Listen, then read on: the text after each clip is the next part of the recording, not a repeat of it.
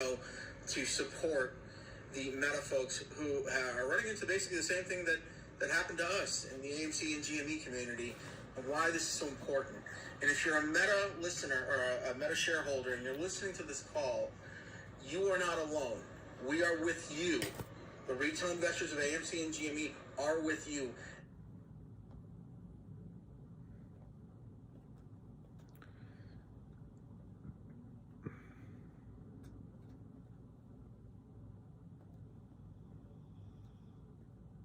Hello, Info Person. This is Anton, and today. Hey, Toss Tones. Sorry for the late start. In fact, I'm starting a little bit early from what I wanted to because, but I'm sorry to be late because my dog, I had to take him in. And then I'm starting a little bit early, and I might as well get into it. Hedge fund killer told everybody about this this event. Houston National Resources Corp is spinning off its non-energy assets, and this idea came from hedge fund killer yesterday on the call, and I think he had mentioned it before when the stock was cheaper. But anyway, today is the last day, regular trading, to buy the stock for the record date of the 16th. The shares will be distributed to the company's shareholders. The transaction will provide for a dividend of $1.75 per share for every 1 share of HNRC.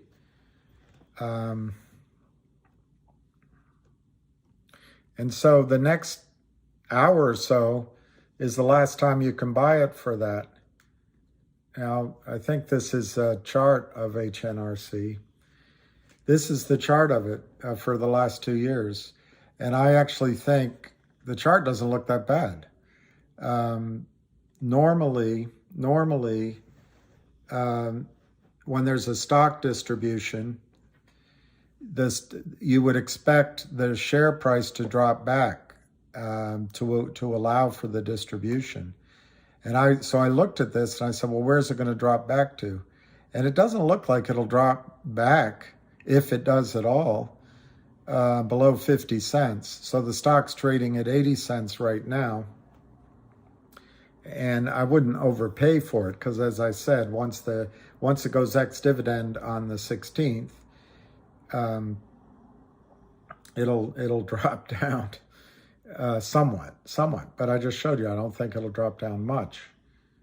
And I want to show you this one.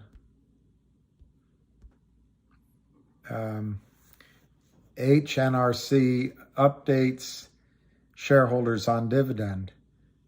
Confirmed today it will spin off its non-energy assets to its wholly owned subsidiary, World Diversified Holdings, and then dividend them to its shareholders. So every share will get down just above the red line. It'll be a stock dividend of $1.75 WDHI shares for every 1 share of HNRC.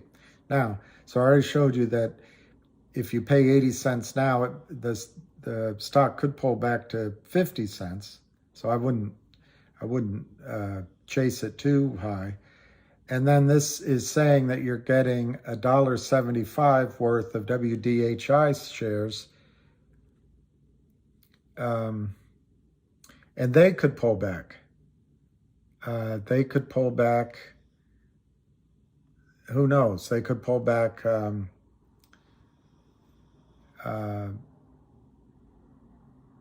not. They might go up. So you don't know. This is the company's revenue, 20 million in revenue and 10 million in earnings for the year ending this year. Third quarter is going to be a good quarter. The net assets of the company are $74 million, valued at $2.43 per share. And it talks about one of its dividends there.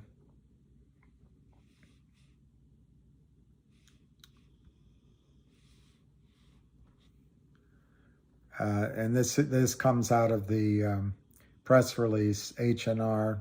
This is what we were just reading.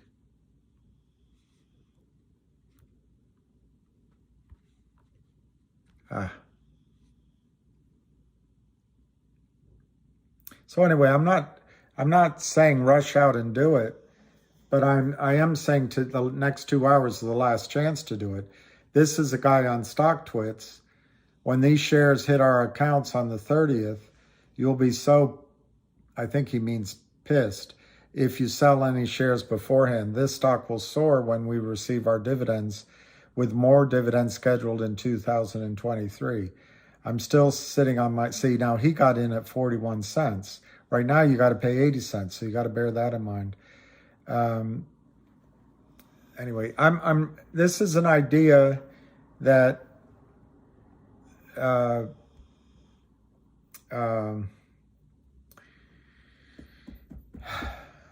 hedge fund killer came up with, and I looked into it last night. Here it says right here, shareholders owning HNRC shares will receive the dividend through their broker. And it describes what the company will be left with. Income producing oil and gas, 83 oils, rework. So I think the stock could go back to 50 cents, but who knows? Sometimes you add by subtraction, because you can focus on what you do. Somewhere here it describes that. Here it is. This is what I wanted to show you. This is from the news channel Nebraska. World Diversified Holding Inc., WDHI, which is the shares you would get, has audited statements and will provide for a listing later this year, which I think is imminent, based on what's reading here. The record date will be announced during the third quarter, and it was. It is December 16th, and will be automatically distributed to company shareholders. The company is anticipating an initial trading price of $5 per share. This is WDHI. And to list on a major exchange and receive additional capital. The transaction will provide for a dividend of $1.75 worth of WDHI shares for every 1 share of HNRC held by the shareholder on the record date, which is Friday. So that was the idea that I meant this morning I wouldn't be there. I almost didn't come on. I feel completely worn out, as I'm sure each of you do. But that was the idea that hedge fund killer came up with. And if it's something that intrigues you, as he put it, you get a free $1.75. I think, as I showed you on this chart, your for each share of HNRC, you're getting a $1.75 distribution. So I guess you're unlocking value. The stock is up today because people, and yesterday, because people want to get in for the record date. So once that happens, I would expect that 79 cents to drop back down. However, irrespective of all that, the chart looks pretty good in terms of there's not a lot to fall. Now, anybody can be wrong, but I don't see this falling back sharply below 50, but you got to keep in mind that after the distribution happens, it'll fall. And then there is no chart on WHDI, but if it's supposed to start trading at $5 and it gets recapitalized and it has an institutional sponsor, which I don't know, I assume that it would, it could trade up. But I'm not saying it, I just don't know any more than I just read to you. But you get it for paying 80 cents now, you keep that stock, which I just told you in the short run at least might go back down a little bit, and you get a dividend worth $175. So I have a feeling people will, it's an arbitrage. So when it happens, when that's distributed and start trading, I think people will be inclined to sell that stock. But when they're raising more capital, at least it used to be. I mean, the markets are all so corrupt now. But it used to be that if you had an institution helping you raise money, they're in there supporting the price of the stock, not shorting it to oblivion. And it sounds like that's the case here. Anyway, just want to come on because you got 2 hours left if that's of any interest. Today is the last day, and it's a punt, guys. I mean, I actually murdered my account this morning by selling some things at a loss to buy some shares. I didn't go overboard, but Friday's the record date. Today's the last day, T+2, to buy it. And so technically, if you sell it tomorrow, I don't think brokerage accounts allow that anymore. Used to be able to do it. But you could technically sell it after you get the distribution. After you get the record date, after you qualify for the record date, you could technically sell it and then buy back whatever you sold, which is probably what I'll do. But in looking at it, the company seems to have a bit of a plan. Apparently, they're going to do additional dividends next year. This is, again, I have to give credit. This was an idea that Hedge Fund Killer gave all of you guys. And I'm just letting you know about it. Now, let me go on GTII. Who is that? West Virginia? Mountain Mama? Mountain Mama? Or is it sunshine on my shoulders makes me happy? I don't see the date. There it is. This is for the quarter filed September 30th. GTII filed the 10Q today. I don't see the date on what I happened to take a picture of. But this is good news. And I happen to agree that GTII could be quite exciting very quickly. I didn't put a chart up here because I forgot, frankly. I forgot. But anyway, on the 10Q today that they filed, the overview of business, the company was formed in 1980. It went through various iterations, 2024. On February 2021, it brought on Gold Transactions International. During the first quarter of 2021, the company essentially bought Bronx Family Eye Care. In the second quarter of 2021, they bought MyRetina. In the second quarter of 21, they signed an agreement with Alt5 Sigma to hold a trading platform. They went all the way down the road with that, and ultimately, I don't think it was as successful maybe as they thought, but they launched Beyond Blockchain, and that's their website is all of this now when you go on the website. In April of 2021, they started working toward a collection of fine art. That was mostly to trap the shorts. in August of 21, and I tried to circle this, but I really commend this to your attention.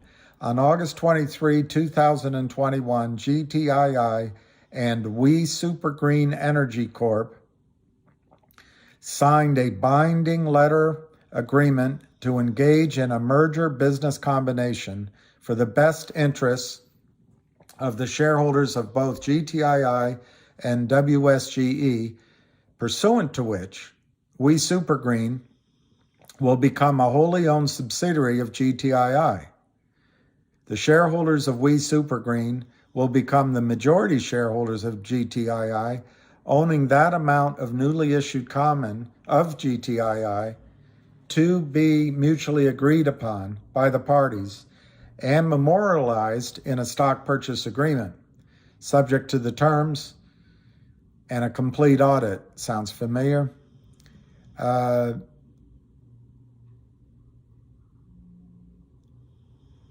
Closing in January of 2022, it says here. All right.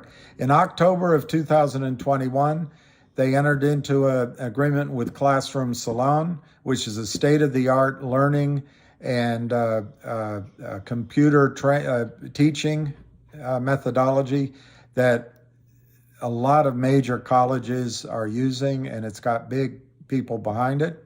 Then, on October 9, 2021, GTII and Trento Resources and Energy Corp, Trento, organized under the state of Delaware, signed a binding stock purchase agreement to engage in a merger business combination for the best interests of shareholders. This is in 2021, November.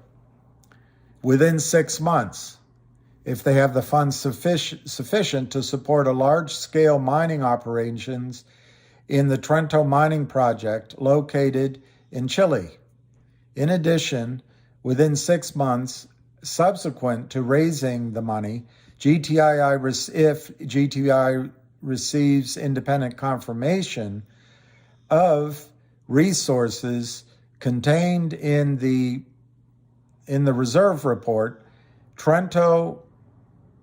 GTII will issue Trento an amount of common stock represented using industry standard multipliers for the value of those resources. They retain somebody, blah, blah.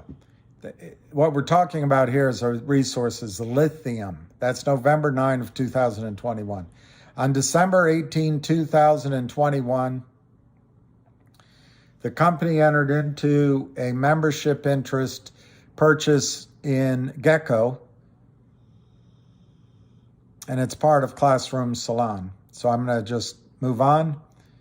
And then they entered into this Dubai Silk Road investment company. They did a gift, gaming, Classroom Salon. And then down here, March 9th, 2022, GTII executed a letter of intent with Wildfire Media relating to the acquisition of the assets of 1-800 Law Firm, PLC. This was just filed today. On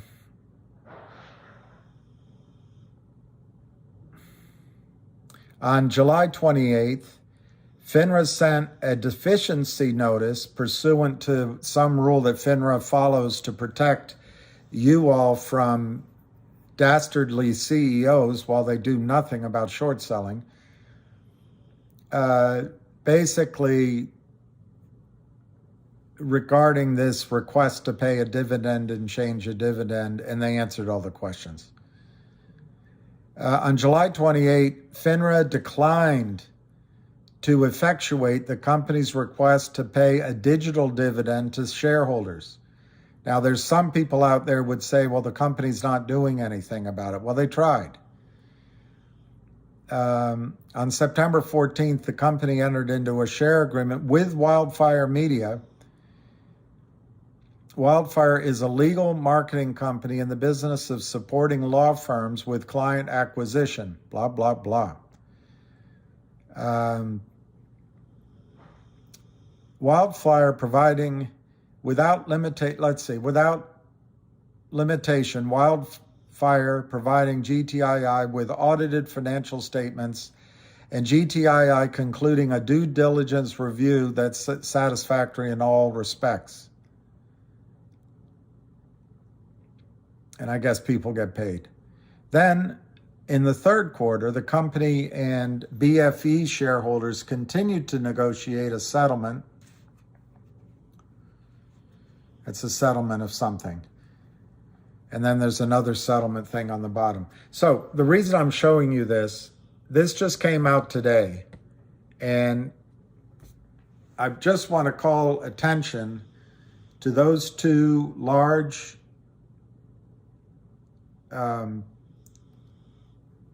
announced acquisition, one that is very close to being concluded. Remember, the auditor said they will finish by the end of the year, and what I understand is everything's on schedule. The other is a little bit of a Hail Mary or out of left field, but as far as I know, it hasn't ended, this lithium mine. So those are the two things I noticed in that 10Q. Powell news in 14 minutes. Well, what's he going to do? Hedge fund killers, you missed me telling everyone about your stock idea. So feel free to chime in.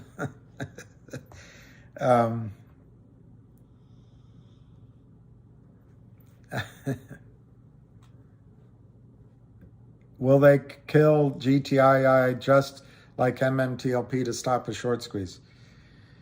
I'm going to try to do, I'm so worn out just by all of this, and I think partly it's the stress. But I'm going to try to do a video.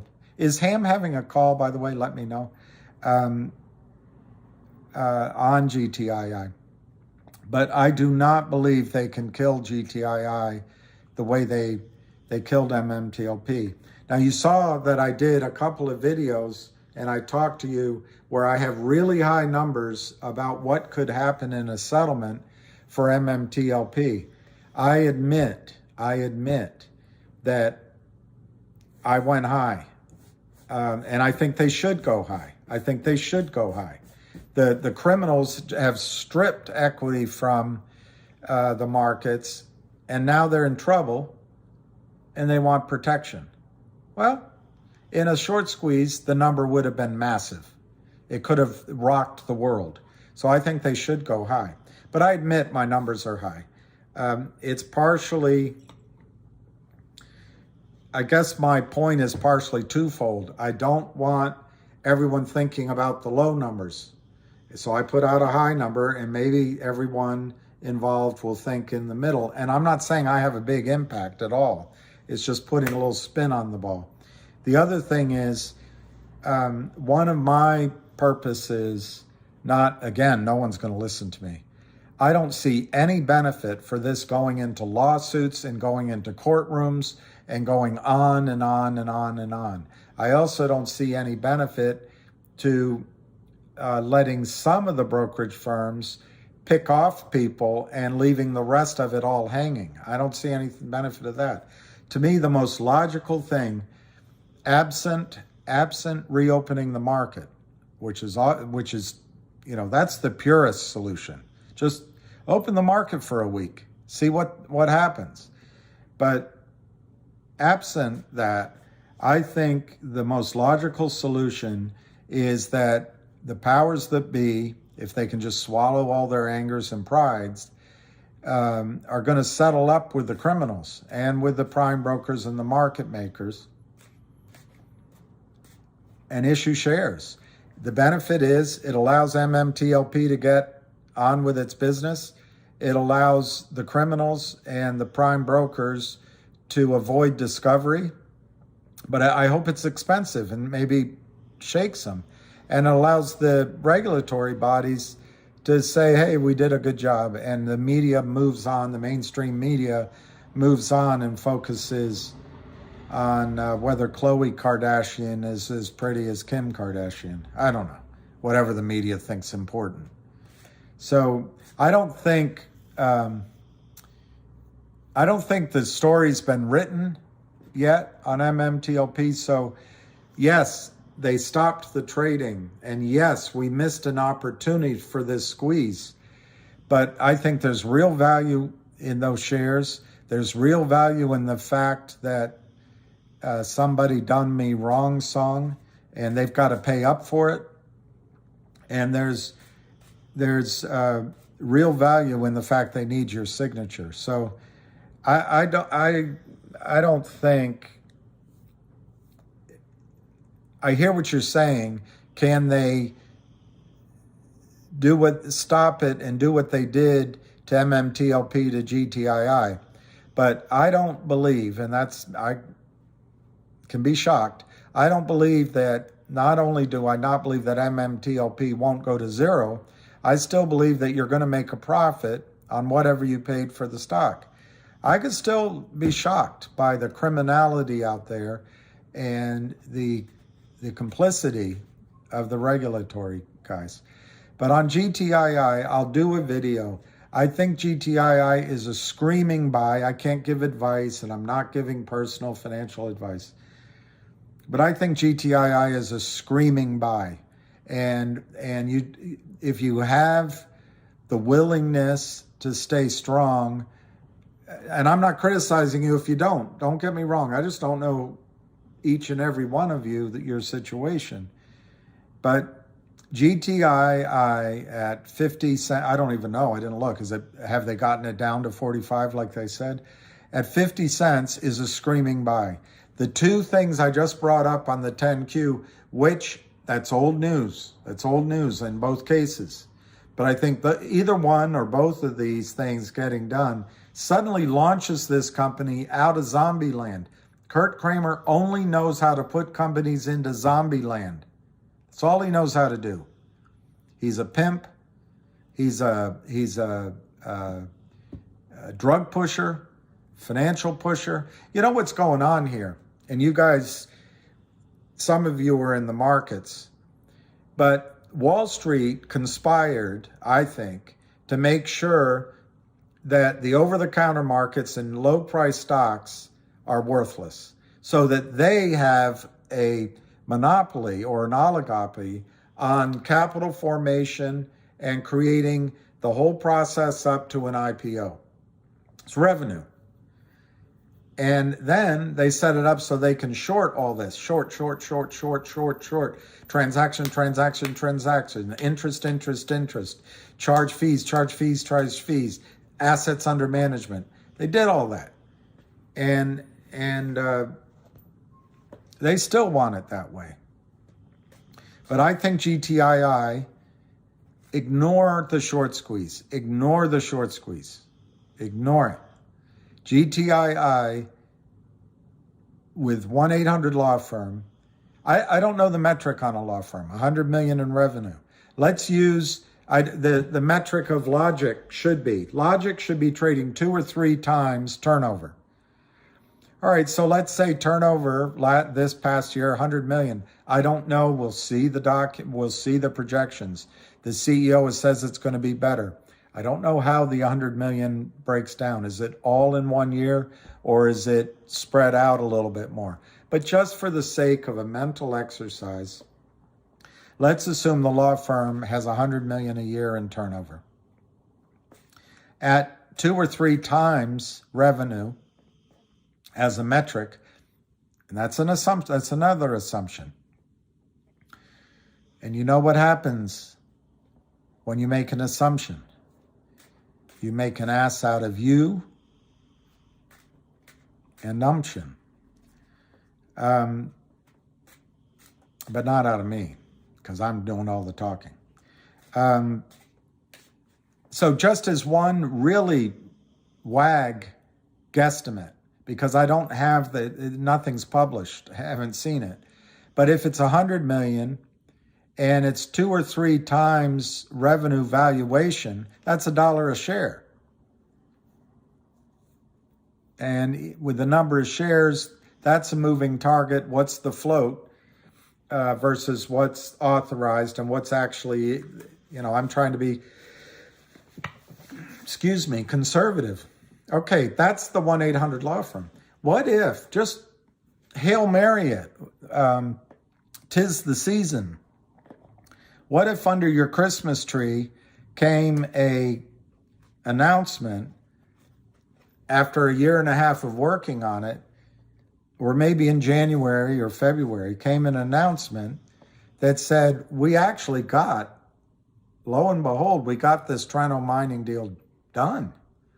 Well, the numbers bandied about back then were 10, 20, 30 billion dollars. Now I might be getting confused because I am on the board and raise money for a gold company. It's the same numbers. They have 30 billion potential top line. So I might be slightly confusing the numbers, but it is accurate that it's 20 or 30 billion dollars worth of lithium. Lithium isn't my space. Obviously, if you say that's, if a geologic report says that's how much is in the ground in Chile, you got to mine it. You got to pollute the atmosphere mining it. You've got to build infrastructure. It's all the same logistics. So what is that 30 billion worth right now? I don't know. But I did sort of a, and I don't know how many shares they're going to give to buy it. But I mean, we could do a little mental exercise. If we called it, instead of 30 billion, 10 billion, and we assume that by the time GTII issues shares to buy this mine, if it happens, I am not saying it's going to happen. I don't know. But I haven't heard that it's completely dead either. So if you use 10 billion and 1 billion shares, I made both numbers up. That's $10 a share. $10 a share. That stock, if that happened, is not going to Kurt Kramer's zombie land. It's not going to nothing. And so I know my answer is long-winded. That's why I don't think they're going to be successful driving the stock down, halting trading at some de minimis number per share to screw you. But we just saw, we saw everything that we needed to see about what color their stripes are. Call them yellow. Unless that's a woke term. Call them cowards. And I hope I'm getting across to you, ignoring the short, ignoring the digital dividend, ignoring the uplisting to upstream. There are, and I tried to read the list of the other deals they did. They're all smaller. Yes, they're all smaller. But you know what they represent? They represent companies that could be distributed as a digital offering. But I hope I'm trying to show or showing that it should. I just heard through the rumor mill that the audit is on time and is going to conclude by the end of the year. So the 1-800 law firm, it's going to be hard for Kurt and Seth Kramer, who I think are out of this game anyway right now, to get it below $1, in my judgment, or 50 cents. So that's where it is right now. That's where it is right now. And they still have this horrible 220 million shares that have to be covered. So could it squeeze and make you, my guess is most of you have sold a little, some of you have bought more, but many of you are going to say, and frankly, at this moment, I'm so worn out, I don't know what I'm going to say. But it looks like possibly some of Lou's people, maybe even Lou, got out at 5 or 6 or 4. I don't know that. And everybody's has a right to trade whenever they want. I have no problem with that.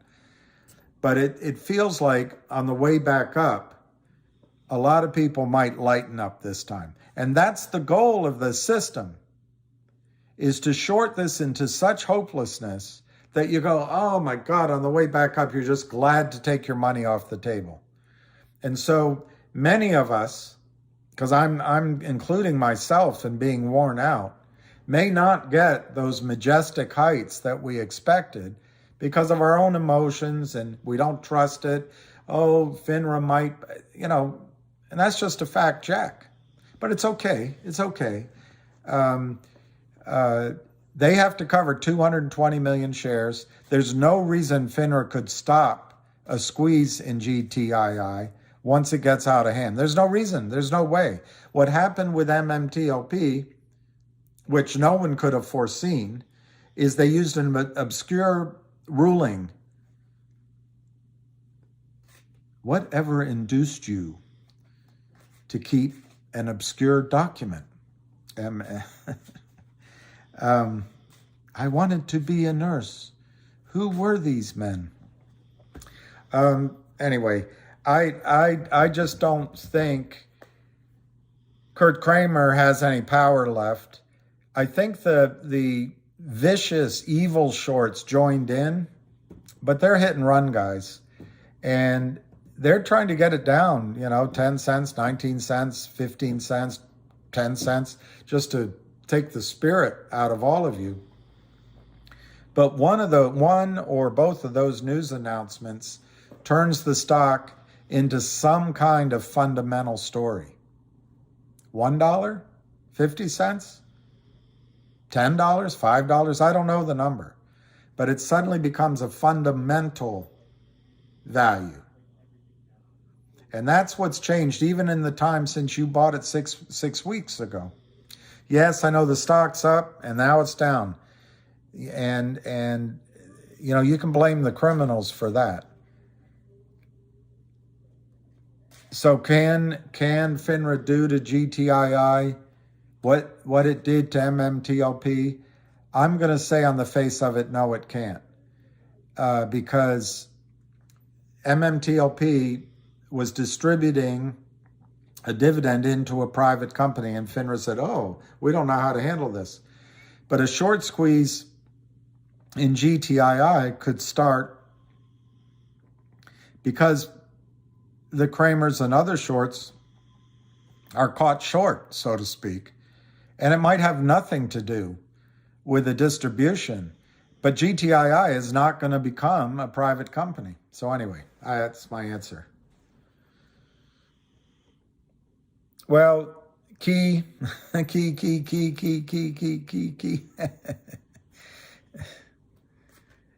like that organ, dude, $72. Colin Cripps, these U pumpers are loving this. This dumb situation just keeps dragging on, equals new subs for them. Well, Colin Crisp, number one, I haven't monetized anything. I've tried. I don't know how to do it. So I haven't made anything on it. And some people have been very generous with super chats, but Colin, I was trained at Merrill Lynch, and the guy they assigned to me, a great guy, I didn't know how to handle it when you ask people for commission. Back then we worked on commission.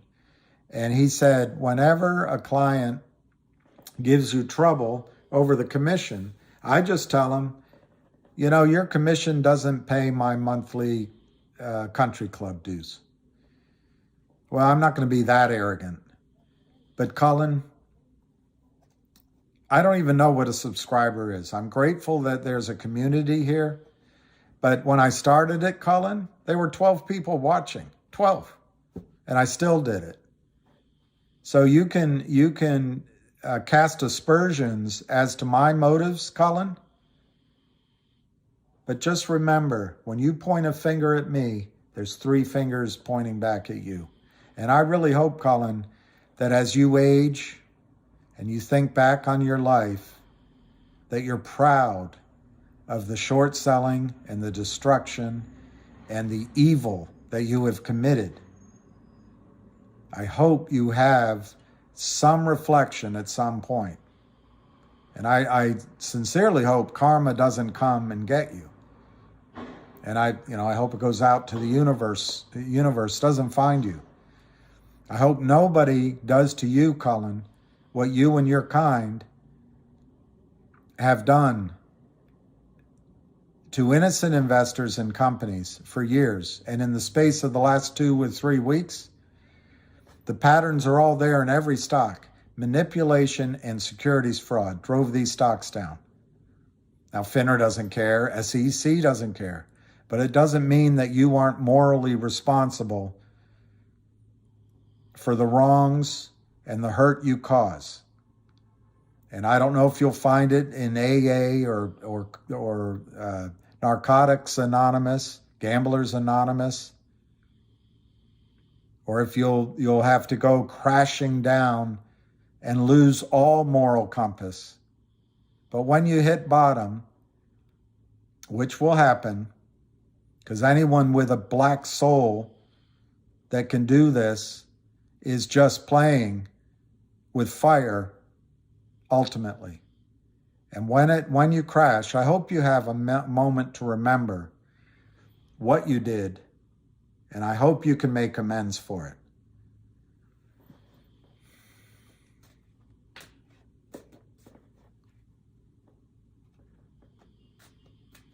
Thank you, Origin Do.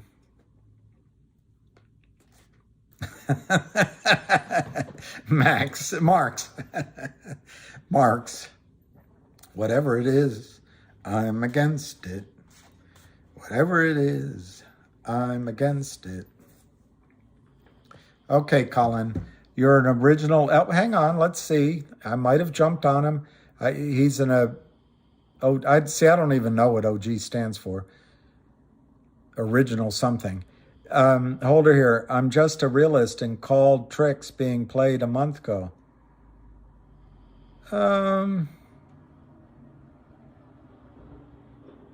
I don't recall you calling the tricks, but I don't know what the tricks are you called. I think the tricks are when people,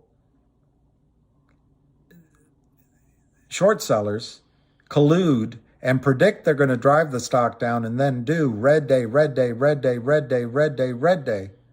It wasn't the long selling. And I'll tell you what, Colin, it wasn't pump and dumpers. I mean, maybe there's some people that got other people to buy and they got in early and they got out early. Maybe that happens. I don't know. But I don't think that's the preponderance of people in here. And so you're looking for me. I don't know what OG stands for, but I'm an OG, whatever it means. And I've gone up and down, up and down, up and down, while your friend's short.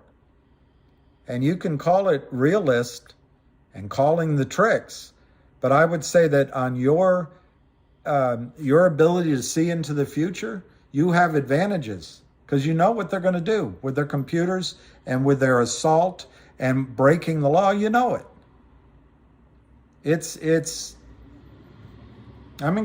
Congratulations. But I still stand by. You have to ask yourself, you're taking pride in what these people do. What value do they add to society? What are you adding in value? What I'm trying to do here, I wonder, what the hell am I adding here? But I'm trying to add. And I swear I didn't do it today. But normally when I start these calls, I say a quiet prayer. 1, no ego. And you can see I have a hard problem with that I don't want to have my ego involved. And 2, everything I say and project, I ask for help from above, that I'm helping other people. Those are my 2 prayers. Am I good at it? No. I'm a creature. I'm a human being. I do my best. It's all I can try to do. But Colin, I haven't seen positive suggestions from you, and so maybe there are. And I admit here, Colin, you just said that you're an OG. whatever that is. I'm not insulting you. I don't know what it is. OGLP. OGLP. I'm an OGLP. Original long playing. Original long player. Maybe it's a long player. Original. I don't know what. Original what? I can't figure it out. Gorilla maybe? Original gorilla? I don't know. I don't know. Anyway.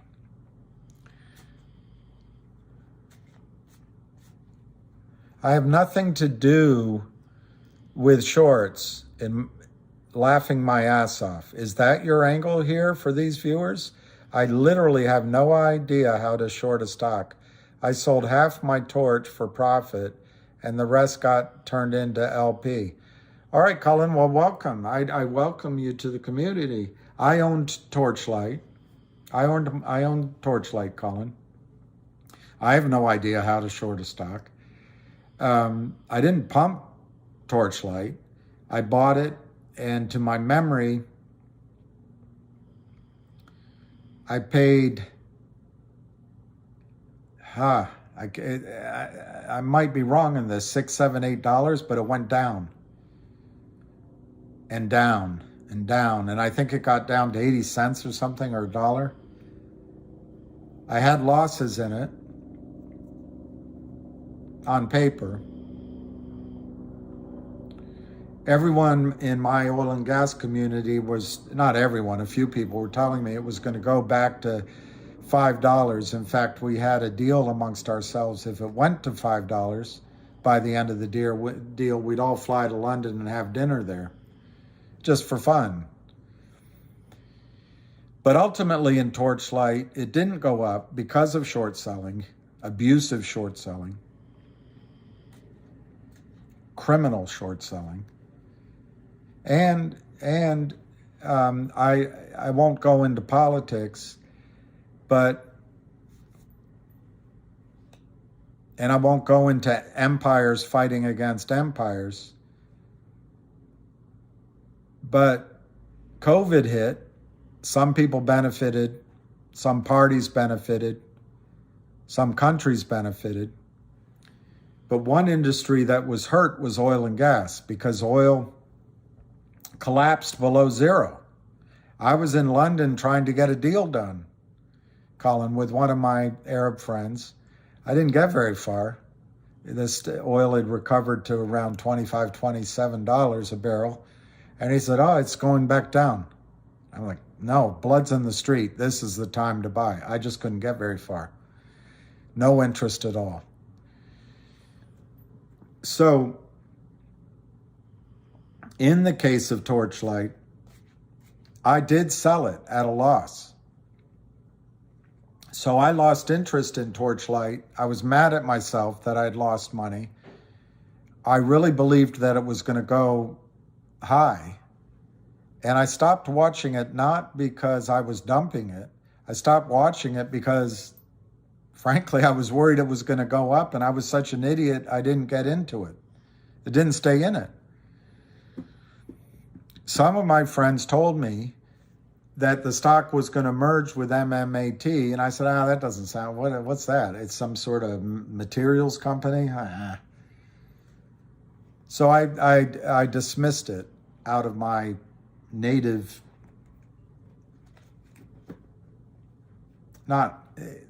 just when I hear a new idea, my native response is say, I don't really have time to look at it. Well, time went by, and earlier this year, a friend of mine, in a way a client of mine, someone I completely trust. He's in his 70s. He's a hardworking Irishman that started on Wall Street low and finished very high. He still trades. He called me and said I should be buying MMAT and MMTLP. Guess what I said? It sounds good. I'm in GTII. Well, MMTLP, when he called me, I think was, 80 cents. And then it went to 120. He called me up, you should be buying it. I'm like, I don't. And he said, well, what it is, they're doing this and they have some shorts. I said, how many shorts? He said, I don't know. And they're doing this distribute. I said, it's too complicated. So I moved on with my life. Typical Wall Street response. I didn't give him the time of day. Well, come about 2 months ago, he called me up. You really should be looking at MMTLP. It's $2. I might have the timing wrong. When it was $2, $2.20. I said, well, it's up. Maybe I should be looking at it. Of course, I did nothing because I was in GTII and I thought it was going to go to the GTII was going to go. I really believed it. And I think if we had all maintained focus, it might have. So, Colin, when I finally bought MMTLP for myself, I paid something like $860 or $870 for MMTLP. I averaged down in the sevens, and I may have bought some, I did buy some at $550. So my average price in MMTLP, Colin, and I don't have a huge position, is something like $7.65. $7.65, Colin. So I'm on here, my angle, I'm on here to pump and dump so I can get out of my stock? No. The reason I bought it, the reason I bought the shares, and I bought it in several tranches. I watched videos, particularly Bird Lady Roller Pigeons. I watched the videos from the young guy with Yonkers. I watched the videos. Anyway, there's several. Tony, several of them. I know John Berta by phone. I don't think he'd remember my name, but we had many conversations back then. So I started thinking, you know, there's an asset here. There's an asset here. So that's why I bought it. I also thought there was a squeeze, and somehow that they turned over the chessboard. But what I saw, Colin, was at $7, $8, $9 range, because I paid over $8. I could buy the stock, yes. Ham Shorts Killer said, don't buy it up here, because that means there's risk to the downside, much like you might have said. But I said, you know, I can come in at $8 or $7, and my downside is upside. All that's going to happen is it's going to convert into the shares of MMTLP, NextBridge. And in addition, I get a shot to see what happens in a short squeeze. On top of that, Colin, as I told everyone, this is where we can all see what happens in a short squeeze, Colin. So that was my angle. And you go, your angle's to get more viewers. I don't even know what those metrics mean. I don't want to make it public, but if somehow I trusted you, I'd show you the metrics on my YouTube. It's not, there's no money. I'm not making any money. And my angle. So you know what? I apologize for misunderstanding who you are, and that you were an old guy, old guy. But when you come in and your communication is, oh, that's your angle? Oh, I see. But is that your angle? Good luck in life. Good luck in life. Make a lot of friends. Anyway, I just want to move on to somebody else.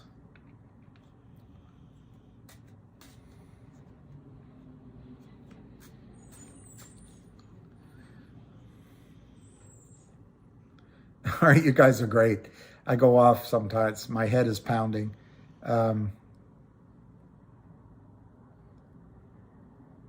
Well, Key, GTII, is Ham going to... we got plenty of time. let's look at the chart, Key, because I have two answers for you, Key. I think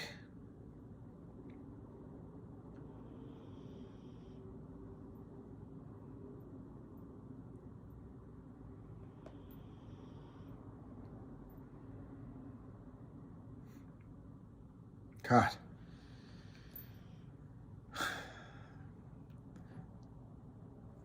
Colin, you talk about tricks, that you predicted tricks. Look at this. Look at this. Look at this. The only reason it went up was a short got trapped in the short run. Look at this. Look at this. That's the tricks, Colin. That's the gamemanship. That's the thieving and lying and screwing around. 51 cents. It's a screaming buy, Key. These guys that are all together and proud of the shorts. Hey, I predicted it. They join in with the bullies. They're not going to live long financially. Although it feels like it's we that are not. So right now you can buy it for 50 cents. And that guy predicted up here he'd get it down. Up here he predicted he'd get it under 3. Up here he predicted he'd get it under 2. Up here he said it's going to 150. Up here he said it's going to 125. Up here he said it's going to 90. He's now predicting he's going to get it to 45 cents. Well, I guess if you're a cheater, you know what's going to happen. But Key, what I think, number one, if news is announced, they'll try to short it. They'll try to convince you it's bad news. But I think this is going first to $1. Thank you, Joe Bass. Here's some of that big money. Joe Bass, thank you. So here's $1. I think that's the first stop. So you go 50 to $1, and I think it might pause in here, but then I think the next stop is 177, range $2. But I think with a news announcement and with these criminals not selling anymore, I think these are opportunistic criminals. I think it goes here, 220, very quickly, Key, once it turns. And then I think it goes in this sort of fat area, that area. That fat area is around 350 a share. That's where I think it would go on positive news announcements, buyers coming in, and the shorts abandoning this crusade. I can't tell you how much I despise them.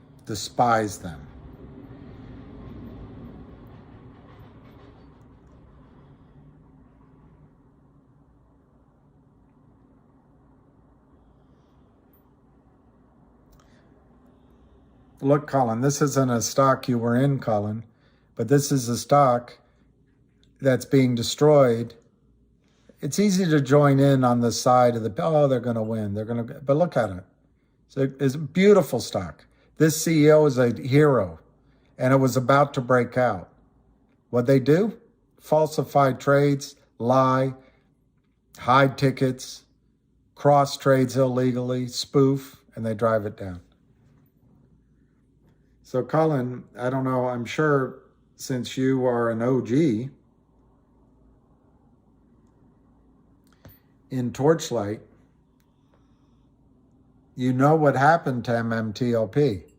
And I'm sure you called it because you knew there were going to be some tricks. So up there at $10, I was able to get everyone to dump. And as they were dumping, it got down to 7. So I said, keep dumping. I said, keep going. And I got it down to $2.99. No. Oh, no, Mr. Josie Wales. We have a thing here called justice. No, it wasn't me, Colin, pump and dump. It was, and calling the tricks. That's naked short selling. That's corruption writ large. They take it from 10 on volume down to 7. The next day, but the day before Friday, the last day that you could buy the stock with the distribution, on Thursday, they take it down on massive volume, all fraud, all fake shares. Criminal securities fraud. They take it down. And you're proud of it, I guess, or you're aligned. You say, oh, what's your angle? I called out the tricks. Well, yeah, there are tricks. It's called an onslaught of greedy men using computers, destroying stocks. And the people on here got hurt. So when the short seller came down here, he calls, and I assume it's a he, calls up to FINRA and says, this is a disaster. You've got to save the system. If you let this squeeze, I'm going to fail and the prime broker is going to fail. Your job is to save the system. And FINRA, a bunch of bureaucrats that have never really been out making money and trading, they buckled. But make no mistake, Colin, this move was manipulated and unpredictable. Although in retrospect, I will admit, it's pretty obvious that they were going to do it. What was not predictable also was that FINRA would stop trading and there wouldn't be a squeeze. So, what's my angle?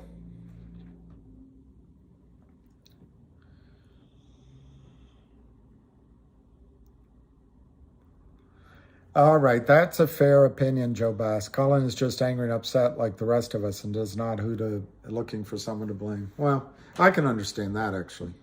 I'm pretty upset myself. I am pretty upset myself. Buck, I could use a ton of that toilet paper. That's a good idea, Buck. I want to look into that. What if we got toilet paper that had Gensler's head and it said GTII on it and MMTLP? It might be a hot item for Christmas. I know, it's yeah, gentleman's club. I can't believe they've gotten, I mean, if I have to, and this is where Colin might be right, if he did call it out beforehand, I can't believe they've gotten GTII down to 50 cents. It's just disgusting. Well, he's a public figure, so I don't think you have to ask his permission. Okay, Matty Ice, 16,000 shares in MMTLP. I think not only do I think you're going to be okay, I think you're going to be really happy. The shorts drove the stock down to 289 here, and FINRA stopped trading at 289. Lawyers are going to say that's what it's worth. Other lawyers are probably going to say, wait a minute, it was 10 or it was 6. Maybe they come up with a number between 10 and 3, maybe. I don't know. But they're going to start here. I tried to put out a video that showed higher numbers, but the fact is, if you have 3.5 billion barrels of oil, 500 million barrels of oil equivalent, you've got sorry, 3.2. You've got 3.7 billion barrels of oil. 3.7 billion barrels of oil, potentially, in the Oro Grande. And Cullen doesn't know that you don't, although he's been an OG. Other boo birds don't know that that doesn't exist there. Frankly, no one knows for sure. But there's a geologist, I forget his name, older guy, because young people all go into finance now. But he was the one that had the first theory about, I believe it was the Delaware Basin. Anyway, he's the one that's come up with this Oro Grande theory, and he's had it in his back pocket for 10, 15 years. And Torchlight has been the one trying to prove it up. And they have made progress on that. They are, so that's 3.7. I took 3.5 billion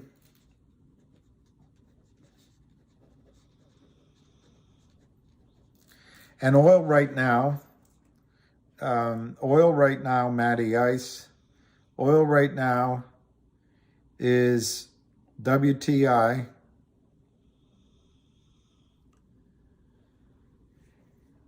everything's so slow.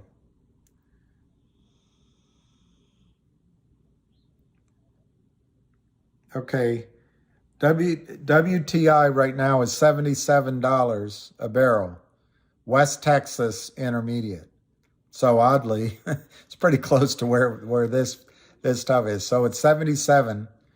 Natural gas is $6, but it's $77. I took $5 as being the number that a big company would be willing to pay for oil in the ground. Now, assumption number one, that in fact that oil is there. Well, smarter people than I am, like John Berta, are saying it out loud, those numbers. In fact, he adds 7 TCF of natural gas. 7 TCF. So, but I also don't know in the decision making at Exxon or Chevron or other places what price they'd use for oil in the ground in a prospective new field play. I don't know their calculus on the world. The world is on the verge of potentially war. We're not able to get into Russia anymore. We're not able to get into Venezuela right now. Parts of Africa are unstable. The Middle East isn't friendly, at least partially. We're competing with China around the world. I don't know what a major is willing to pay for reserves, whether they're prospective or proven. I don't know that number, but I used $5.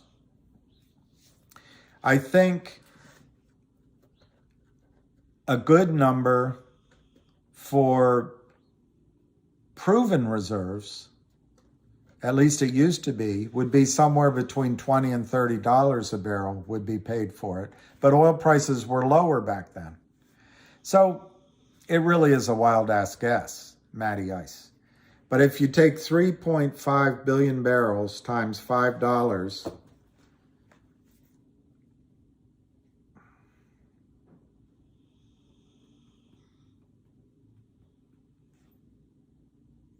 and this applies also to Cullen's shares that he kept, 3.5 billion times 5 equals 17.5 billion.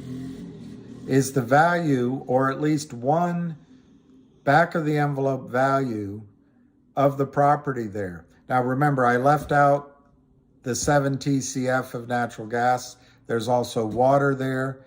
By buying this 140,000 acres, you're able to have a sort of a launching pad to accumulate other acreage. You're able to buy the science that's there, the data room, the data, the seismic.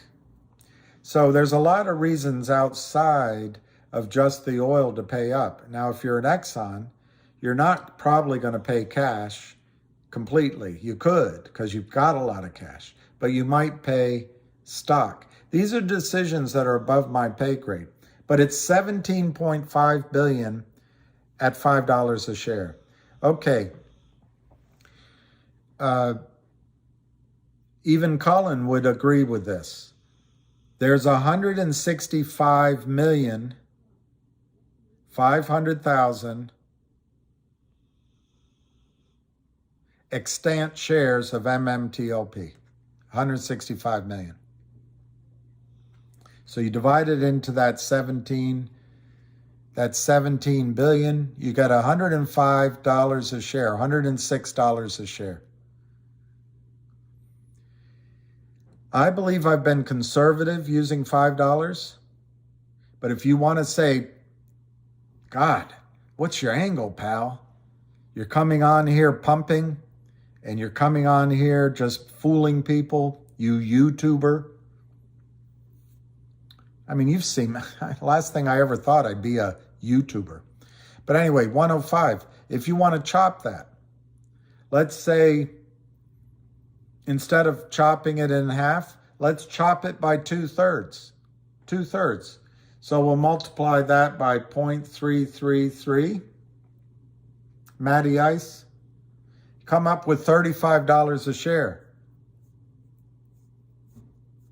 Now I did a calculation on my video where I thought using the $100 a share was fair, and because they're trying to put 3 rear ends into one seat, I said, well, multiply it by 3. So it becomes $300 a share. And then I added 100 on top, just mainly for the lawyers and to make a cash distribution. Well, then the payout would be astronomical. And I think it's fair, but I don't think it would happen. So then that was $400 a share. And then I admitted, and this is hard, it's going to be hard for everybody, is that probably 10% was a better number. $40 a share. I just came up with 35. So Matty Ice, I think the most likely thing at $40 a share or thereabouts, and this is my angle. I'm trying to suck you in. That's my angle. Suck you in.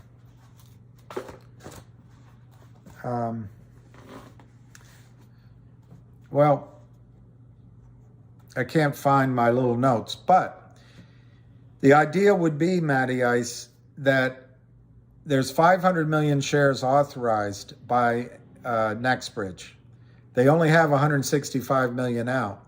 What I have heard is there's twice as many fake shares as the real shares. We don't know because the regulatory bodies don't look into it.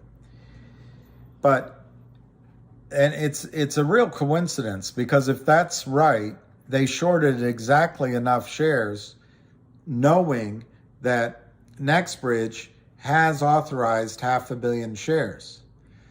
Well, to me, everyone has to swallow their pride, and NextBridge needs capital if they want to be a successful company. So they have to sell 165 is by 2.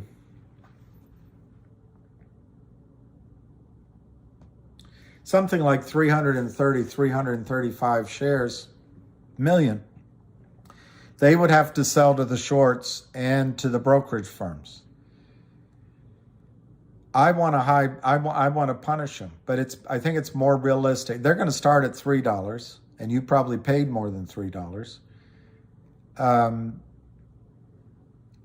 I think Greg McCabe and John Berta and the other guy have already said they won't sell their shares below $500, and just part of them, because they know what they have and they want to build a company.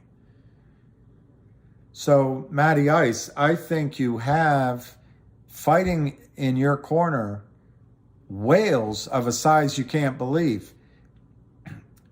Greg McCabe, John Berta, and the other guy are going to be massive billionaires, not these PUSY billionaires that make their money on some sort of online puffery.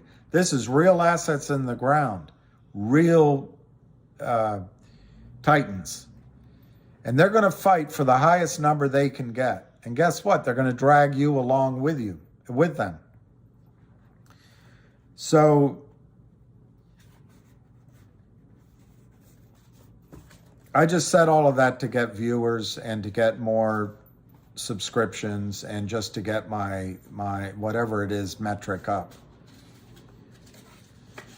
Anyway, Matt, I think if you're worried, it's because you think you're going to get zero. You're not going to get zero. If you're worried, it might be that you think you're going to get $2 or $3 like the shorts got it down to. In my opinion, you're not going to get that number either, although it's possible. If you're upset, you might be upset you didn't get a chance to see the squeeze. Well, I think we have to just say that's not going to happen. There could be a gray market buying in. I don't see that as really feasible. That everyone wants to solve it right away. But I could be wrong. They could turn the machines back on for a week or 2 weeks. Then you'll get your squeeze, but I don't see it coming. So I think it's much more likely they're going to organize a settlement.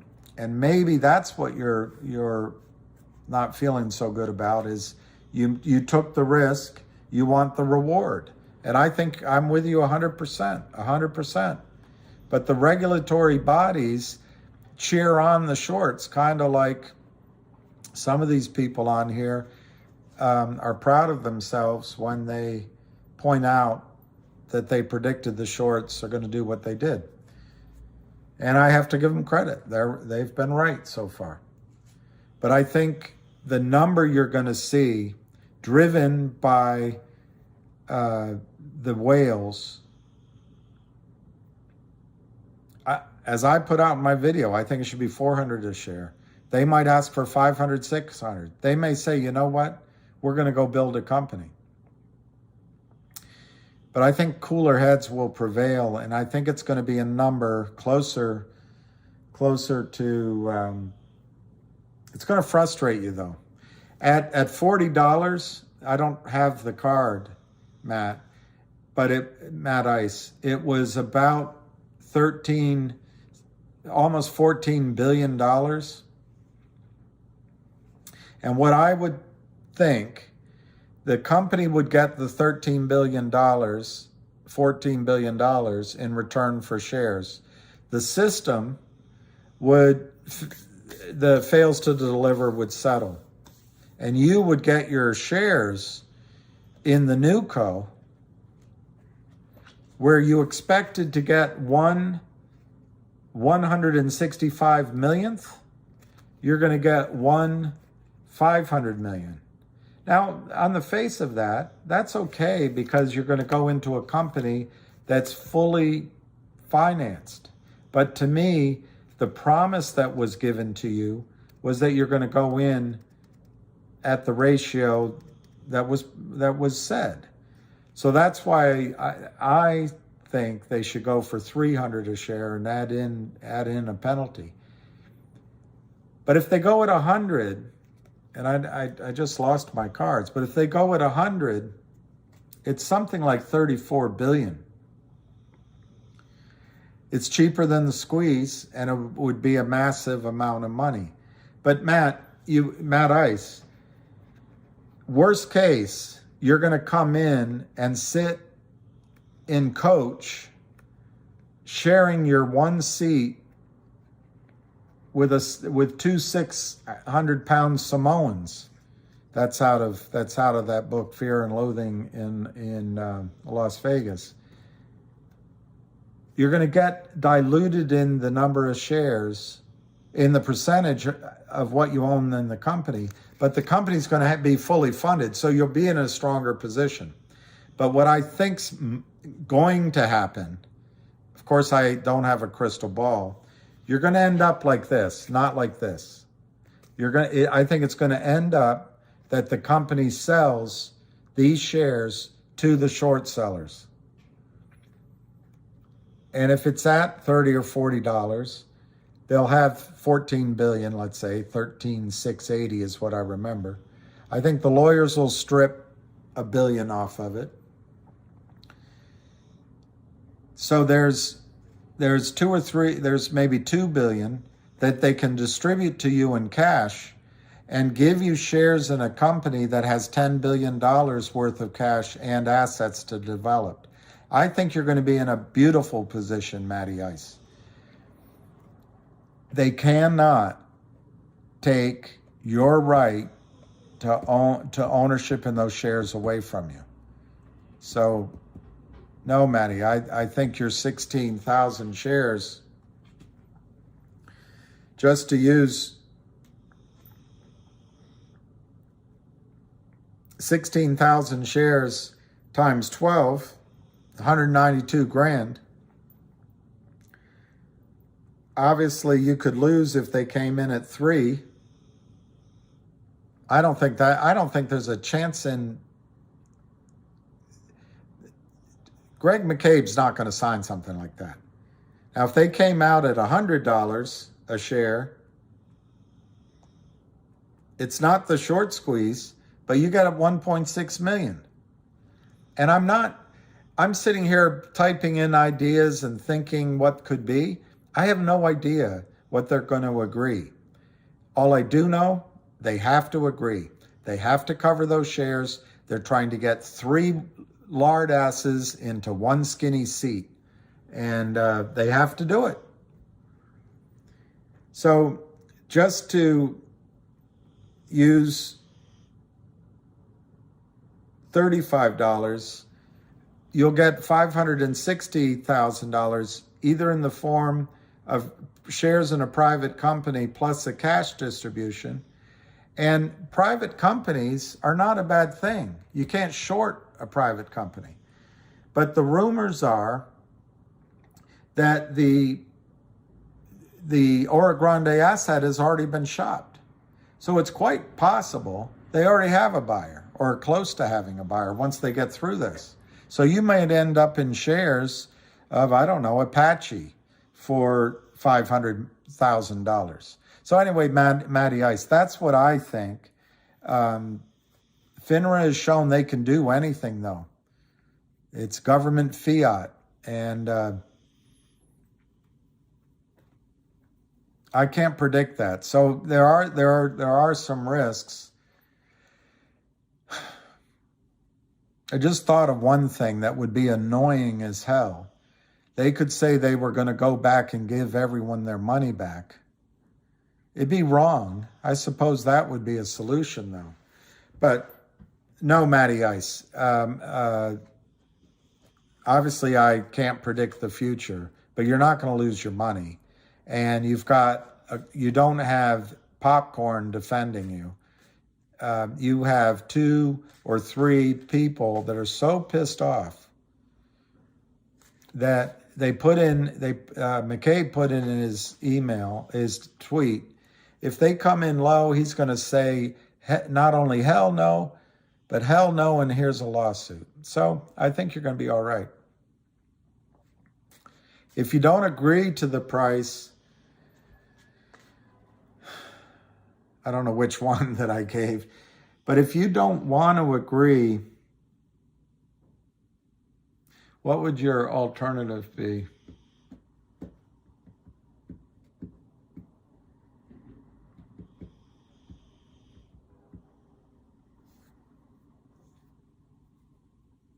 I guess if you don't agree to the price, they're going to have to buy somebody else out at a higher price.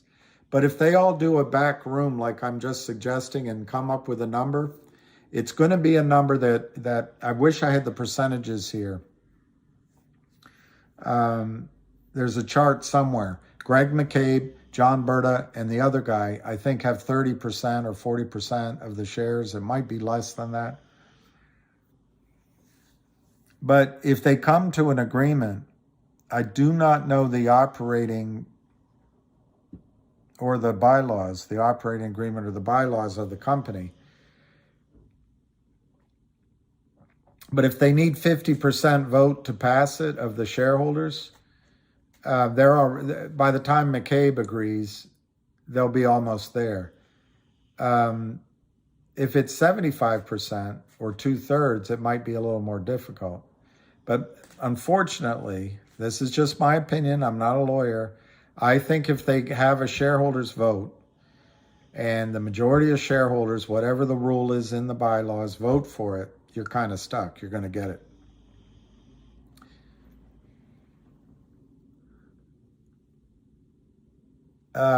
I like New York style pizza when I'm in New York and almost nowhere else.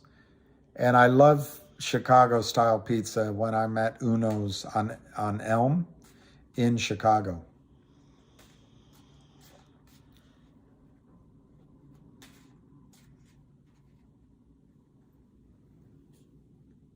All right,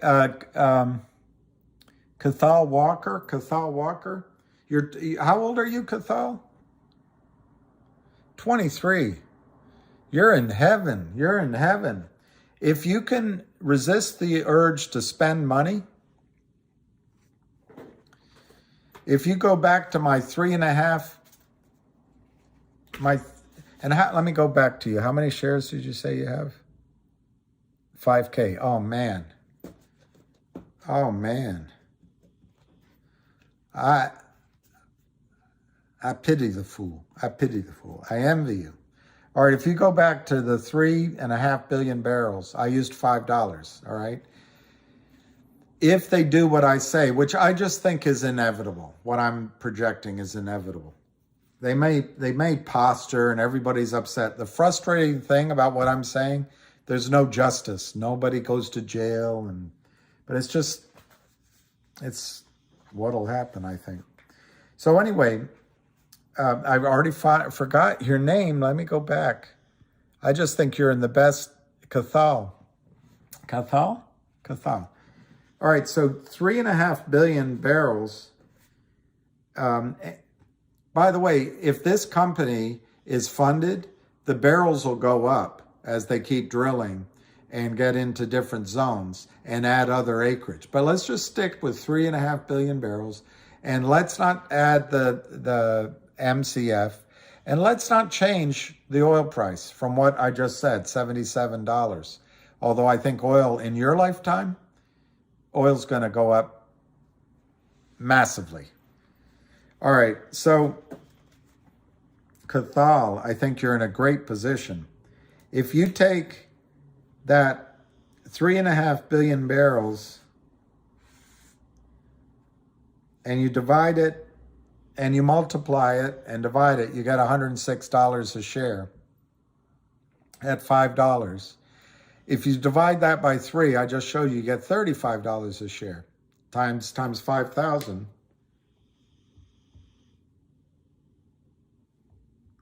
$175,000. If you can just resist selling that and setting it aside and just live your life comfortably, Cathal. Worst case, well, no, I think worst case is they somehow give you a cash distribution and they force it on you.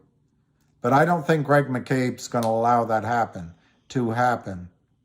And it'll be a long court fight. We got to get on with him. But let me finish the point.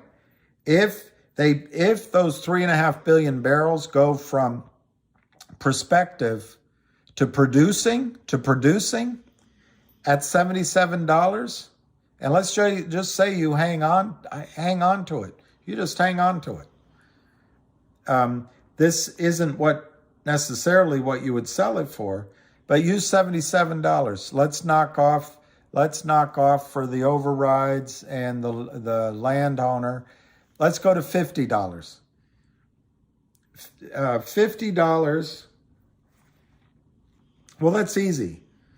You go from your $35 a share at $5, you multiply that by 10. That's $350 a share.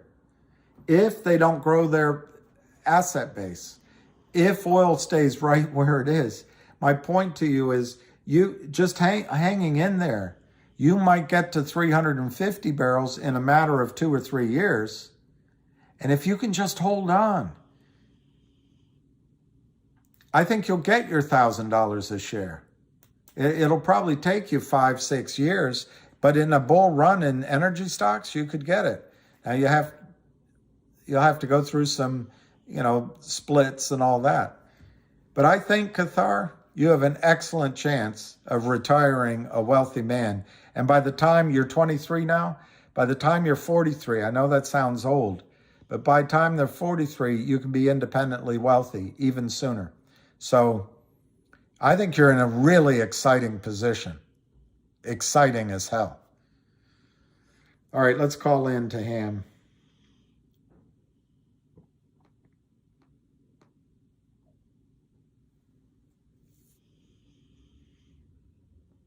Welcome and thank you for choosing. Oh, no Ham call? The host, press star. No Ham call. Hammett? All right, let's see what Berta posted.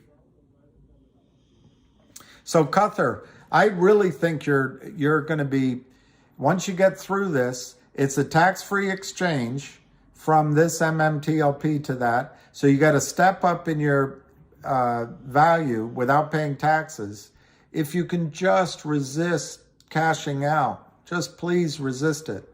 And in fact, if you can reinvest any dividends, but maybe go easy on yourself, you can spend the dividends. Man, by the 10 years, by the time, 7 years, by the time you're 30, you're going to have it sussed. You're going to have it sussed. The chicks are going to, when you walk down the street, the chicks are going to say, do you know that guy? It's going to be amazing.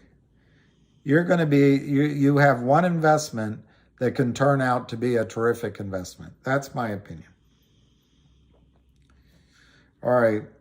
On the other hand, it's oil and gas, just to bring you to the unfortunate situation. It's oil and gas, and sometimes things can go wrong. But if Exxon were to buy the private company and give you Exxon shares, don't ever sell them. John D. Rockefeller, when he created Standard Oil and the government went against him, he would go to all of his employees, all of them. He'd say, never sell a share. Anybody that had it, don't sell a share, he'd tell them. Of course, people did sell them. And he became the wealthiest man in the world. There's a book about Rockefeller written by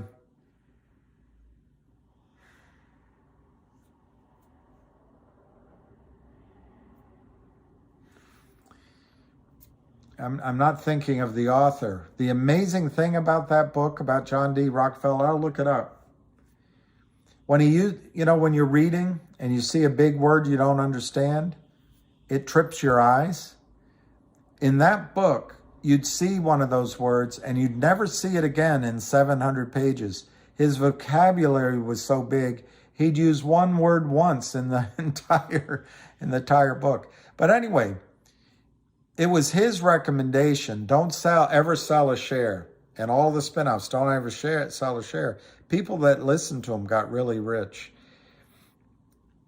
I think we're coming into a time after 40 years of Wall Street and technology and all that, where resource plays are going to give outside gains. And I think, Cuthar, if you could just hold on to it. Invest in other things, diversify. But if you could just be stubborn, particularly as it works, if it works. I mean, use your head. If there's bad news, you might have to move away. But the problem would be solved if you got shares in Exxon or Chevron, another great company. I know it's out of fashion, but wow, Cuthar. I know a short squeeze would have been fun. But look at it this way. You would have to pay taxes on your gains. And as a young man, you'd probably spend, and I'm not judging you, I was young once, you'd probably spend it on things that didn't last the decade. So in a way, by being forced to be in it, it gives it time to grow, and you don't expand your lifestyle unnecessarily. I don't know. That's a long answer. I know that's a long answer. All right, John Berta.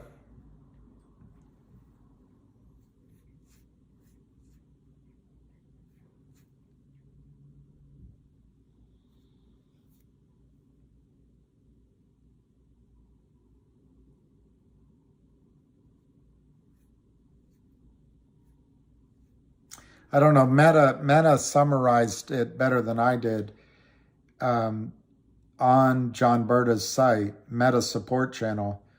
It says, 1, short reconciliation attributable to FINRA trade halt. 2, oversold MMTLP flight, too many tickets. 3, arrival of the shares into accounts, when, what time. 4, the possibility of unsettled legacy tort shares. That's probably what Cullen was talking about. Legacy is L, though, L-E-G. Anyway, and then this crook, R-E-G-T-S-C-X involvement. I guess. All right. 23 minutes ago, John Berta said this. I can shed some light on his timing of shares. AST will issue shares tonight, including to DTCC for street name. DTCC sends back to the broker-dealers names and allotments. Broker-dealers get notified of their allotment, and then balancing needs to take place. IOUs, nakeds, shorts, up to 2 weeks per S1. Okay, so that means I'm wrong. The entire strategy I just gave you is completely wrong. According to this, it sounds like the broker-dealers then are going to start calling you, and it is going to be a gray market buyout. So that goes back to my recommendation a week or two ago of James Deaning it. And I'll use Cuthbert. If your number's 1,000 a share, stick to it. Just stick to it. You might like 600 or something, and go ahead if you want. But it sounds like what John's saying means everything I suggested is not going to happen. It's going to be the gray market. Rather than a short squeeze, the brokerage houses are going to call each of you and ask for your shares and try to get your signature. Sounds like that's what's going to happen, according to what John just said. And it's going to take 2 weeks. So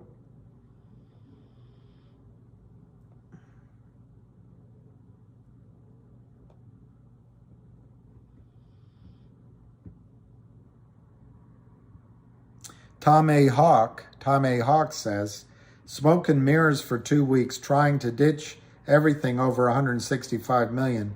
Many eyes upon them. That's a good point. People will be watching.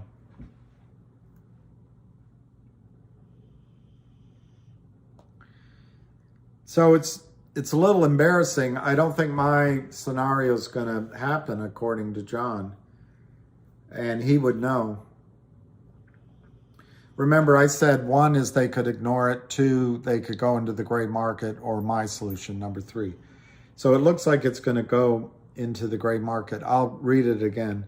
I can shed some light on his time. I think it's just a typo. I can shed some light on the timing of shares. AST will issue shares tonight. So what'll happen tonight? The transfer agent, I don't know, Cuthbert, where you have your shares, or Colin, where you have your shares. I have mine at E-Trade. I hope I'm not giving too much information. So what'll happen tonight, that's Morgan Stanley. DTCC will go to E-Trade and say, all right, on our books, you have 1 million shares of NextBridge Holdings. E-Trade will look into their accounts and see they have 5 million shares. They'll have an entry in my account that's electronic. They'll have an entry in the account of Cullen and the account of Cuthar, all electronic, street name. But DTC doesn't know. All DTC knows is that E-Trade has 1 million shares. E-Trade knows they got a problem. Now, they'll be on the phone trying to settle those trades, getting it from Merrill Lynch, getting it across the street, getting it from the prime broker and all that. But ultimately, the answer to their problem, because each of these seats, as they say in this airline, the airline's going to take off. It's not like they can give you one seat and hold the rest of the seats for later. The airline's going to take off and it's going to fly to Moscow or wherever it's going. So they need to reduce the number of asses going in the seats. So it sounds like they're going to be buying the shares back in the gray market.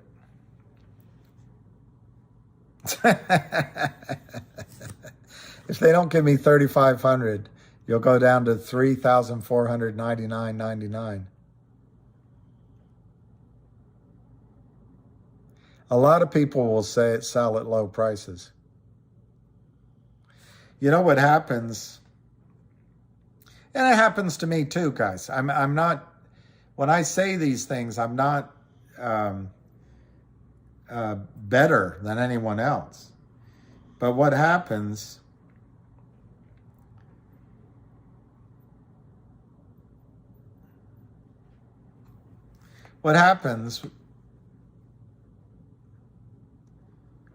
you know, when pump and dumpers like myself come along and I pump it up and then I dump it, this is what happens. It goes, obviously I'm being facetious, it goes from 10 down to 3.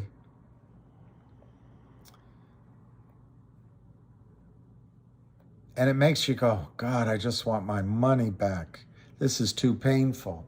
That's what they count on. They count on that now they're going to call you, and if they offer you your money back, you're going to say, all right. But remember, they want your signature too. They don't want to be sued, and they don't want disclosure. So I think high prices.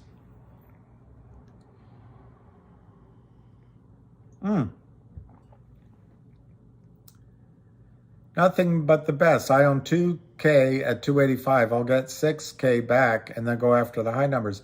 But will they allow you to do that? That's good. Cathal, I need to raise 2,000 to accommodate for taxes. Do you live in Chicago? If they refuse your number, number one, you're going to be probably talking. Well, my prediction, all my predictions have been wrong so far, but you're going to get an electronic notification, and it's going to say fill this out. They might do a reverse Dutch auction where they have you put in a number, and then they'll fill the shares on the way up. They might do that. But when you get to a human being, you're probably going to be, with the online firms, you're probably going to be talking more to an assistant or a clerk. If you're in the big brokerage firms, you might be talking to your broker. But even then, you might be talking to a sales assistant or an associate. And they're going to try to get you to take the lowest number possible. The brokerage firm wants to keep their loss minimal. And just remember, you don't know the number, and they may tell you, but just remember there's a huge amount of shares that have to be bought in. What happens, Tom, if they don't take your number? I think they'll go down the list and try to get a bunch of other cheaper ones first, but then they'll come back to you. That's what I think.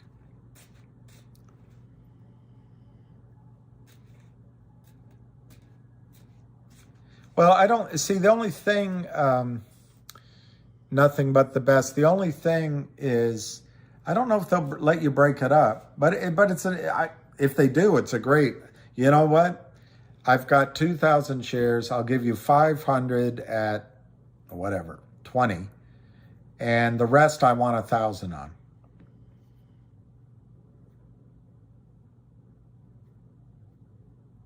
Yeah, Juice, it's not financial advice. I agree. They have to buy them. That's it. Rotary IT. They have to buy them. Well, that's a good point, raising vibration. If it's a standard deviation curve,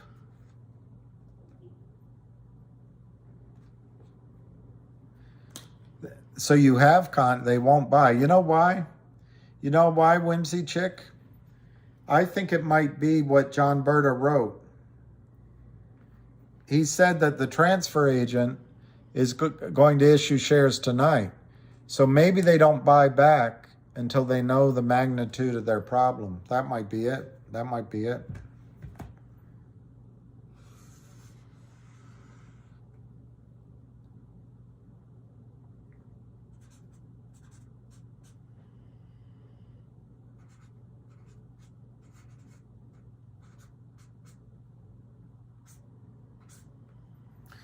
I think it'll fall on a standard deviation curve. A few people will take $3. About 20% will take a low number, or 10%, depending on how you want to use this curve. Let's say 10% take a low number. And then a bunch of people will be in the middle. I don't know what that median price will be, but there will be some people that get these massive prices out on the end of the distribution curve.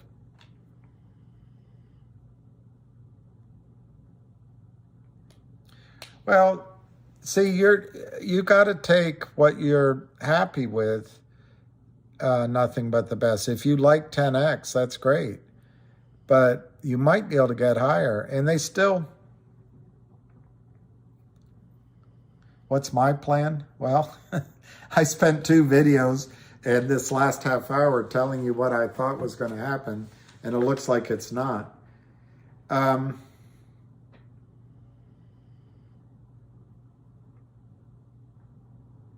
I would say when I put orders in GTC, I had them going up, up, up.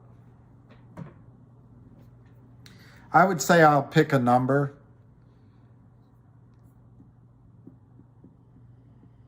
And I'm not sure what that number would be.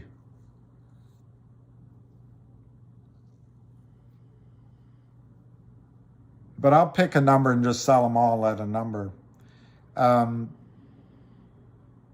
Or I'll go into the new company. And to me, see, I've kind of got oil and gas in my blood. To me, anything up to $100, I'd rather be in the new co.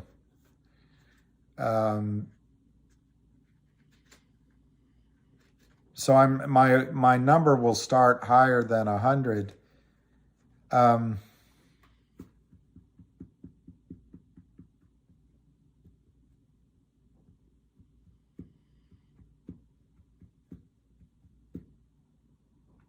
I don't know. I think I'm pretty tempted to go pretty high. Really high.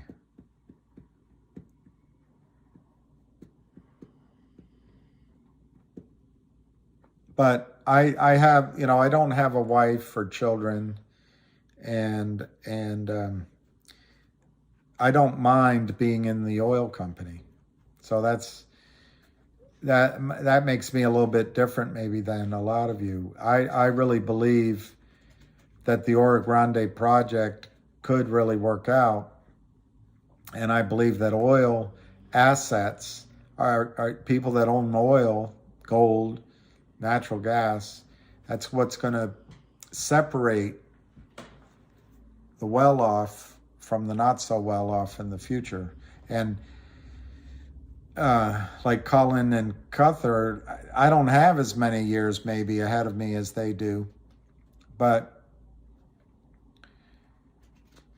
I think wealth is going to be made in oil and gas over the next decade. All right, Carrick, do you remember her Twitter handle, Carrick?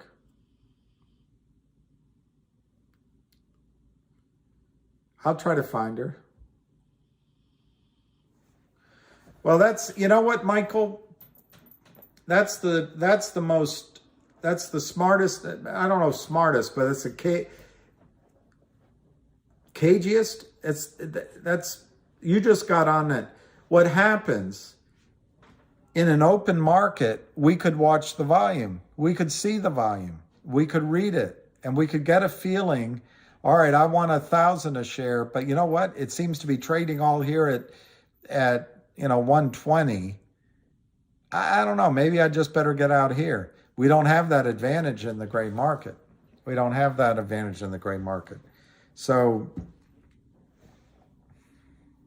yeah, it's a really good point. We don't know the total volume of naked shorts, and we won't know how many people are selling. All of that will be opaque. So we have to make our decision in the dark. It's a very good point, Michael. It's a very good point.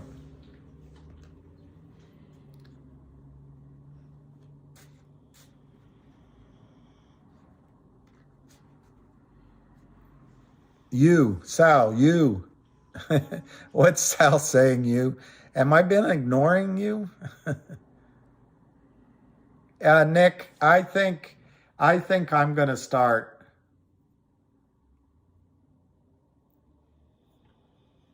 Hey, Stephanie, so if they call an offer, sorry, Stephanie. So if they call and offer a number and then we offer a number, do you think he'll go back or they will just decline it and hang up? No, Stephanie. No, Stephanie. Now, what I don't know, Stephanie, is can they have a little bit of wiggle room? A little bit of wiggle room. AST apparently is full. That means that people signed the transfer form and put it with the transfer agent. So as far as I know, all of the registered shares, all of the real shares are spoken for. So everything in your account, Stephanie, and my account is fake. In a perfect world, they have to get all of those fake shares off their books. All of them. They can't have anything they carry on down the road. So leaving out the fact that the possibility that they will continue to be criminal, if they clean it all up, no. If let's say they call you up and they say, we'll give you $25 a share. And you say, no, I want $1,250. Well, they're immediately going to try to get you to come down into the middle.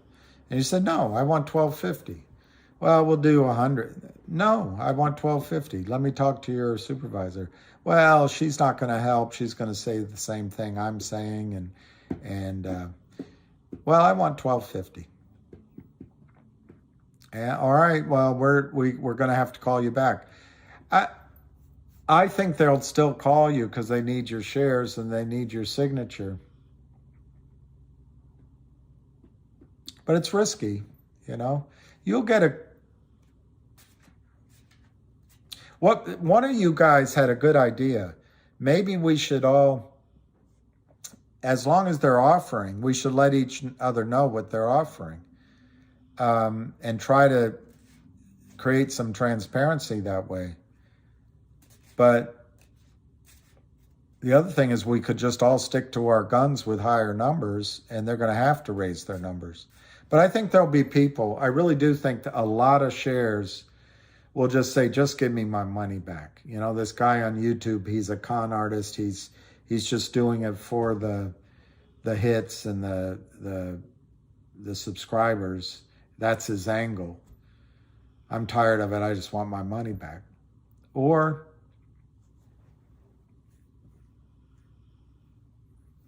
I don't know. I guess, Stephanie, one other way to look at it is you have a chance here. I forget how many shares you had. It doesn't matter. But let's say we go with Cuthers 5,000 shares.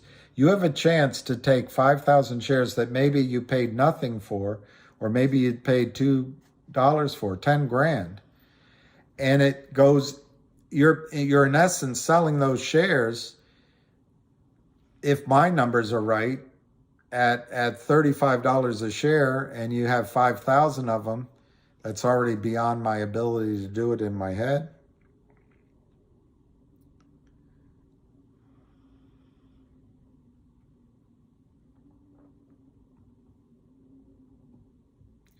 So you take 10 grand, and it goes up to, if I'm right, I'm just making an example, goes up to 175 million, 1,000, without any tax consequences. You don't have to pay taxes on that. So I really think you should figure out what you think being in the oil company is worth to you. And I've given you my numbers, but I think they're high. You know, they're probably high. But I don't think they're totally unreasonable.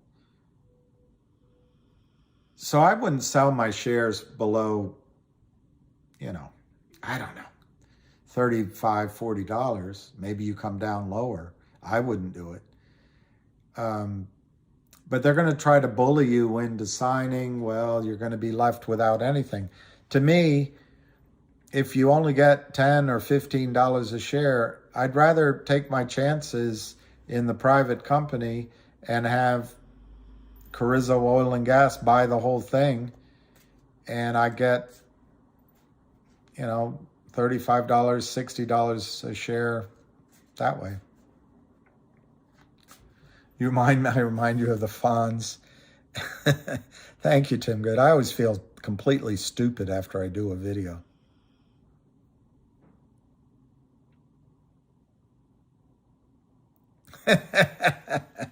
I can't do that many backflips, Brooklyn Chris. All right, Yamal Rice, you can sell for less than 100. Contrary to what I forgot the name already. Colin thinks I'm not here to pump you up or tell you to dump. You got to do the decision that you want. And like somebody just said, they could get 10x at, I forget what he said, at $25. That's pretty good. Of course, GTII is below 50. The guy predicted it. It's so criminal. Right in front of your eyes, right in front of their eyes, they can say they're going to take it down, and they take it down.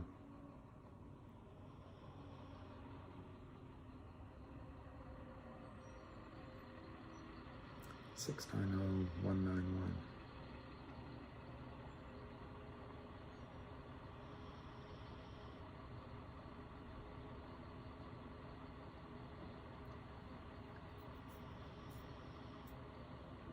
All right, they're killing the stocks, all of them. Okay, it's 354. This HNRC that, which hedge fund killer, brought to our attention, is 73 cents. It's not a bad price. If you buy it in the next 6 minutes, you get a distribution of shares for $1.75 per share. It's not bad. Remember, the 75 cents could trade back down to 50 cents or 40 cents or something, but that 175 distribution is pretty nice. GTII is $49.55, 1.26 million shares. They just issued their 10Q. You know, the news is all good, but I don't know what to say anymore. GOLQ, okay, that's that spinoff. It's 150 to $2. It's very low volume. I'm just going down my list. I have no no order here. Logic is up to 43, which is very nice. 158,000. CRTD, I'm sure, is down too. Yep, it's down to 43 cents. COSM is up to 32 cents. Wow. So that's a good sign there. COSM is bucking the trend. That's a good sign. WULF is down 6 cents, 63, 64. I'm sure Finger's going to be down. Finger's down 8 at 337.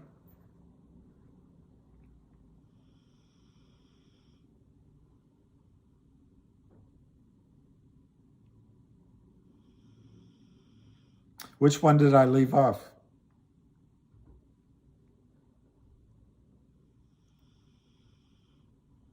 They're targeting all of the stocks we're in. They want to destroy you.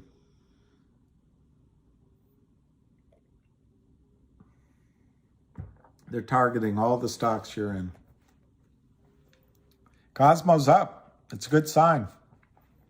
It's a good sign for Cosmo. Quantum short, I'm all right.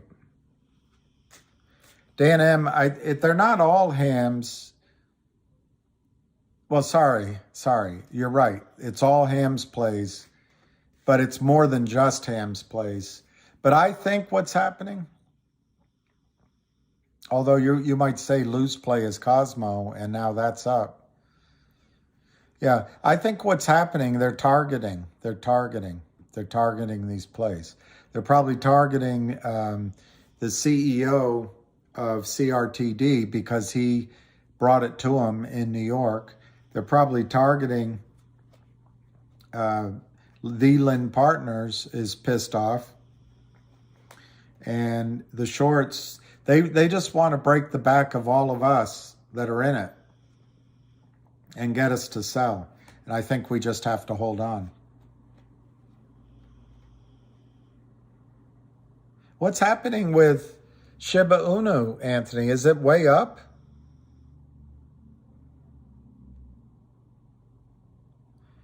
It's 700% gain? Well, it's so funny. They were going to issue, and I think they purchased, but see, they bought that company back. So maybe GTII doesn't own those. But they bought a bunch of Shiba Inu coins, and they're way up. That's amazing. Press release during the market. Well, that'll be good. That'll be good. Robert,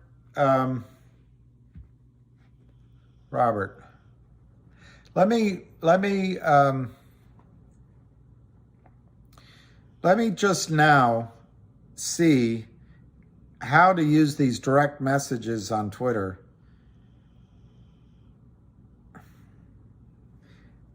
I don't know. Is it these here, I assume? This is an alert. I guess that's direct messages. We'll see.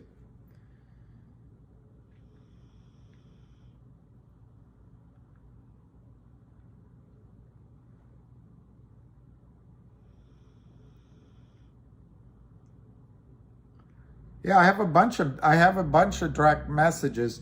Robert, if you want, just send me one right now on Twitter and I'll see if I get it.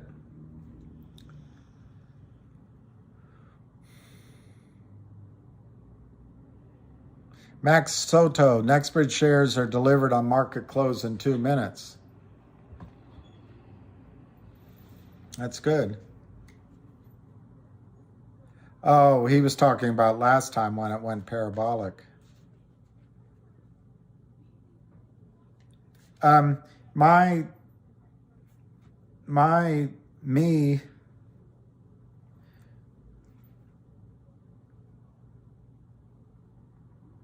I don't know. That's me on Twitter, and you can see I've done a lot with my profile.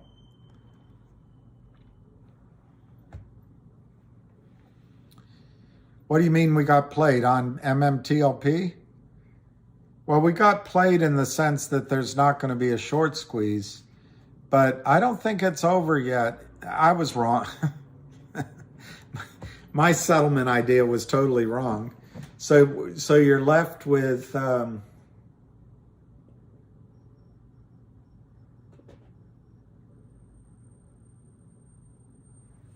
guess you're left with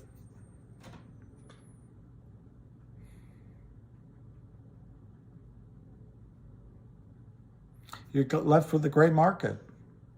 All right, Robert, I'm looking.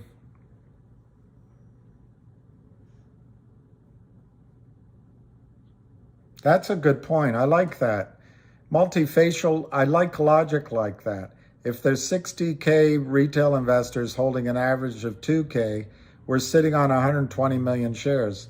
Let's see how many FTDs there are. What I hear is there's there's a low number of 80 million, but a high number. I mean, by the way, multifacial, by definition, if those shares are in all of our accounts and AST is full up, as they say, it means at least 120 million shares are fake, ours. I cannot be messaged. All right, so how do I change that to lot? Edit profile.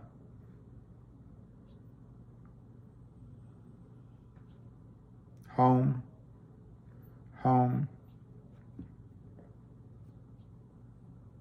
Settings. Maybe I'll go under settings.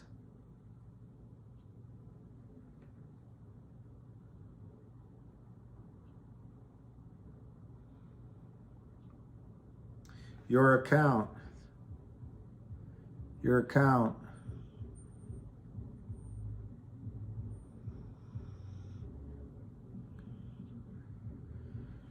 Monetization. How do you monetize a Twitter account? I didn't know you could do that.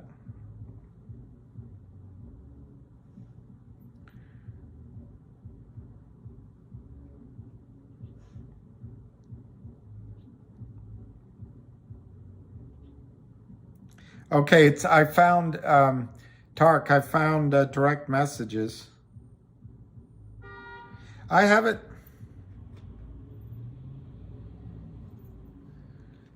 all on. I put it all on green.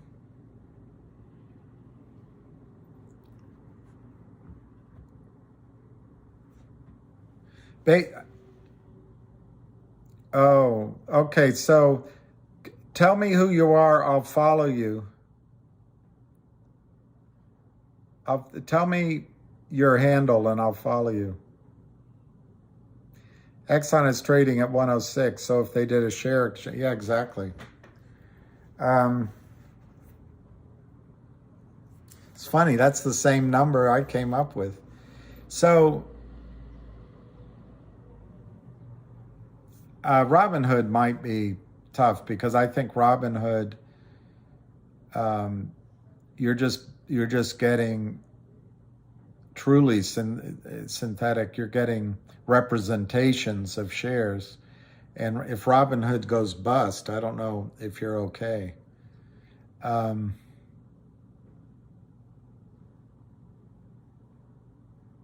But the whole. Let me see if I got one from Robert. And Talat, I'll look you up. Talat Azim.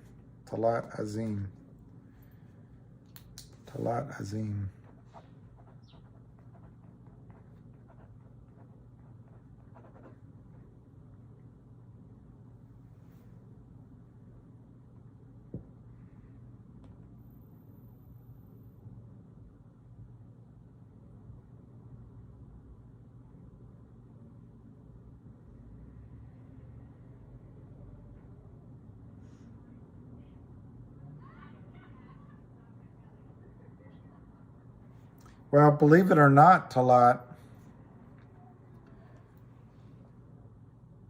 there's 4 Talat Azims.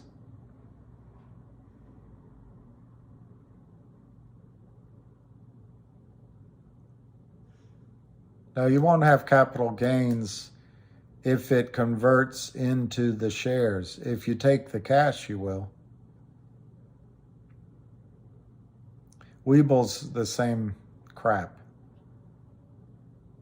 So Talat, I don't know which one of these. You know what? Talat? I will look in each one. That must be you, right? Because it talks about MMTLP. So I'll follow you.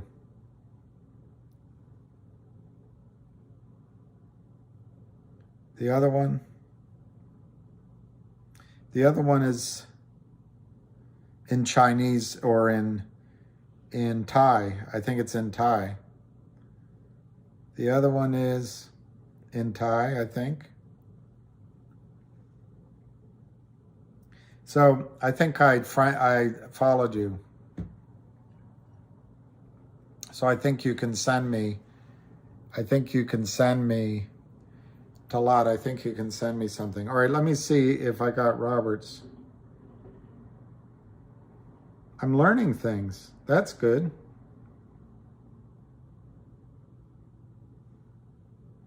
Wow. It's a lot of messages.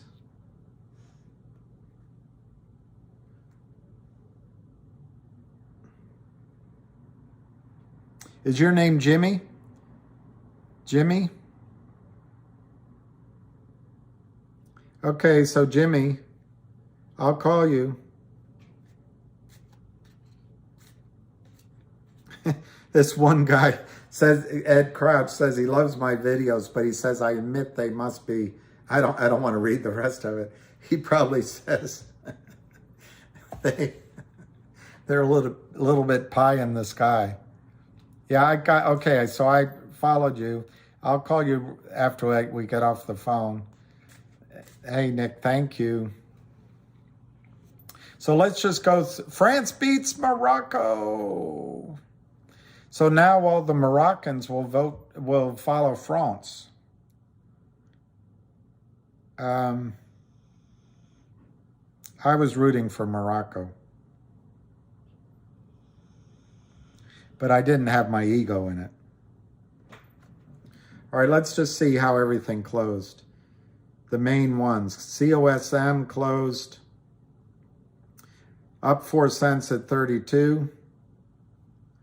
Wolf closed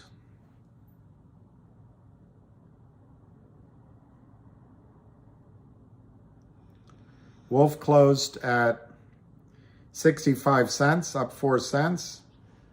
But it was down 5 cents before. That's the aftermarket, up 0.004, 0.65. GTII, 50 cents. Small victories. LGIQ. I know I'm following it. Just that's 38.98. Now I want to see what happens tomorrow after today's date on HNRC. Closed at 70 cents. It was high as 84. Closed at 70. So we'll see what it does tomorrow. It'll probably be down tomorrow because it'll have distributed $1.75 a share, but we'll see. Some of the Twitters say that it'll rally because it's finally focused on oil and gas. What else should I look at? CRTD.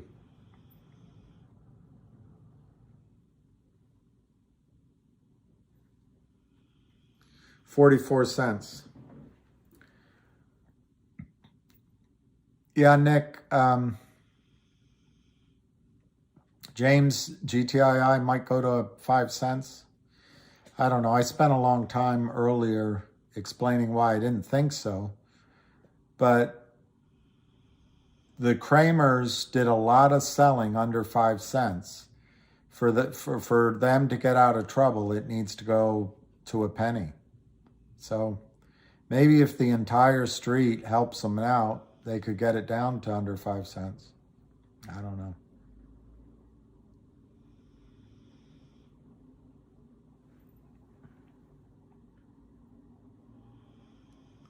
Yeah, Tom, not believe everything online. Not believe everything online.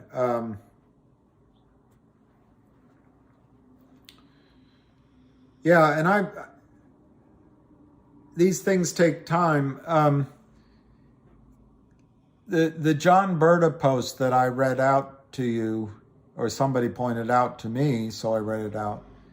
I think it makes sense that what's happening now. So my video it makes the videos I made kooky.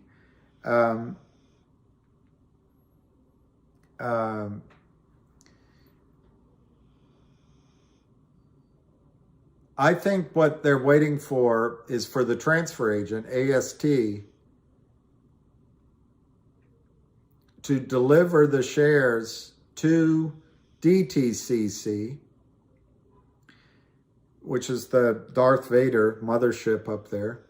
And then the DTCC is going to allocate, according to their records, street name, which shares belong to each brokerage account. That makes sense. And now the brokers are going to have to reconcile their own books. They can't take those shares from you. They cannot force you to sell. So I'm too tired to think what I'm going to do, but my inclination is to go really high in my numbers.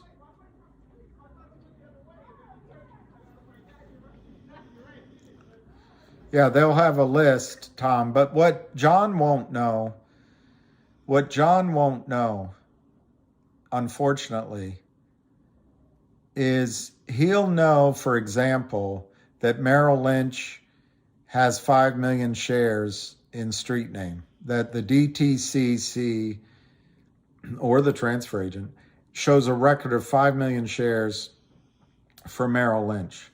What they won't know, and of course Merrill won't be involved because it's a small stock, but what they won't know is that Merrill has 25 million shares in Merrill's own ledger, not outside of Merrill, so that Merrill might be levered up 5-to-1 on it. They won't know that. John won't know that. But it'll be interesting, Tom. It will be interesting to see what some of the brokerage firms do. Like, I don't know who bought A.G. Edwards, but like an A.G. Edwards account is conservative and it's a conservative firm. Maybe they just say, go out and offer, pay whatever you want, whatever they ask, and we're gonna stiff the prime broker. That might be what they do. It's going to be interesting to watch. What they say. TD told you I can. This is Bart Slough. TD told me I can transfer my shares or wait until the company goes public.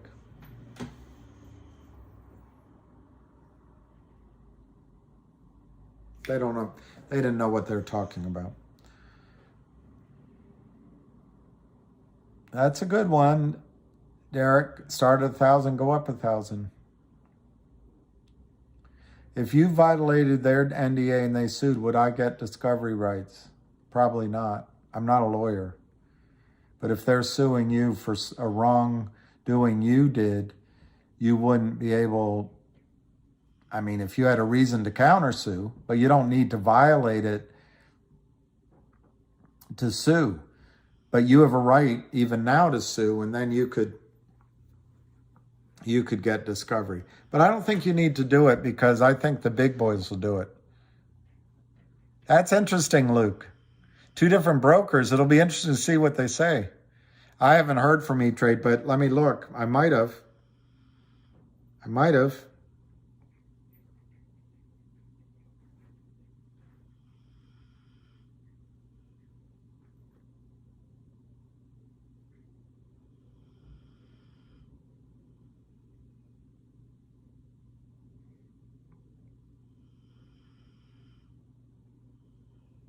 No, I haven't.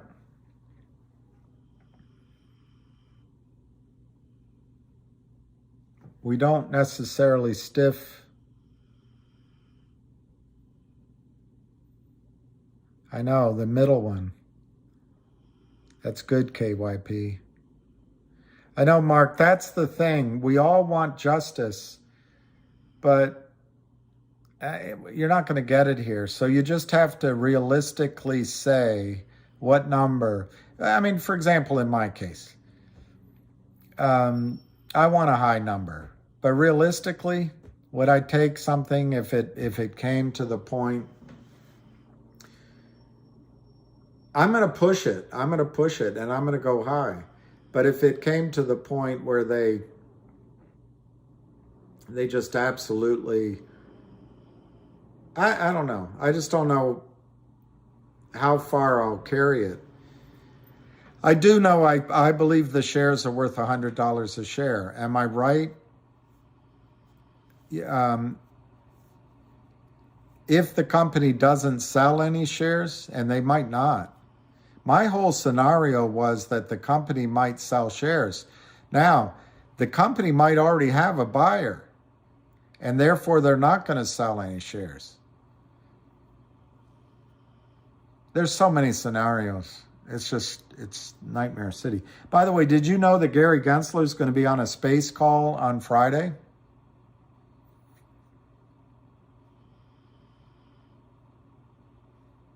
I like that, Jimmy Jam 5000.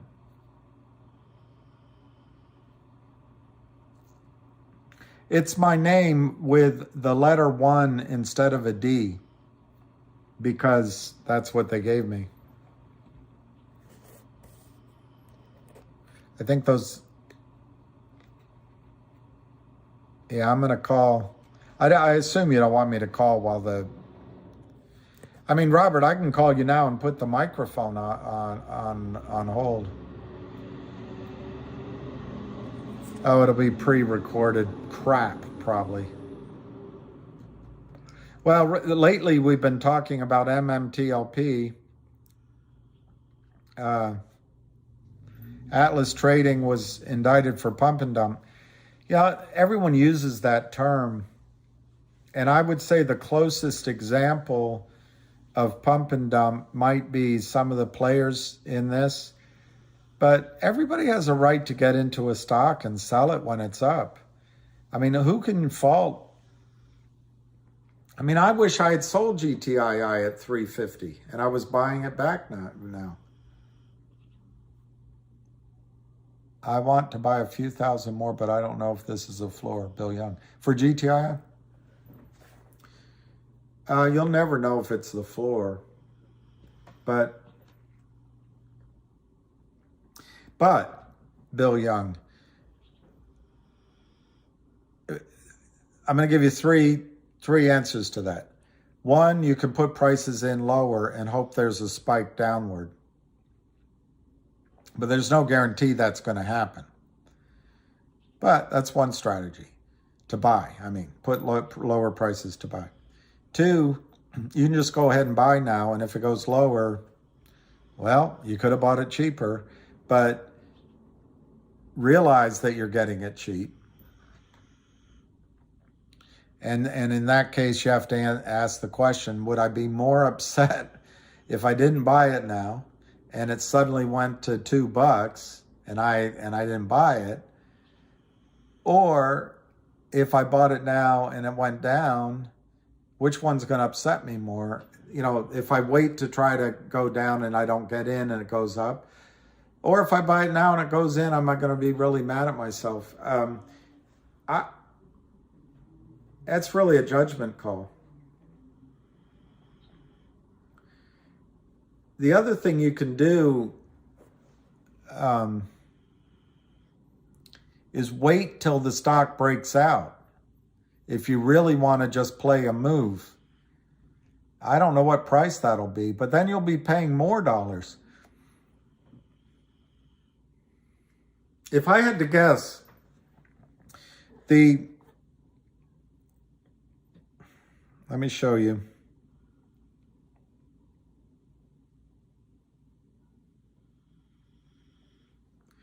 Let me show you.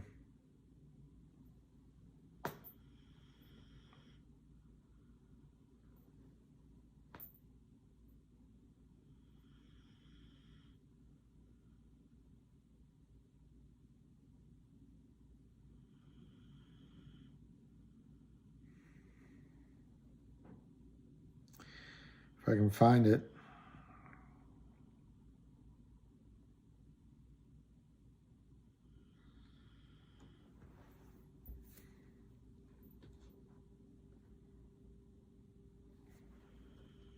This is what they're saying to me.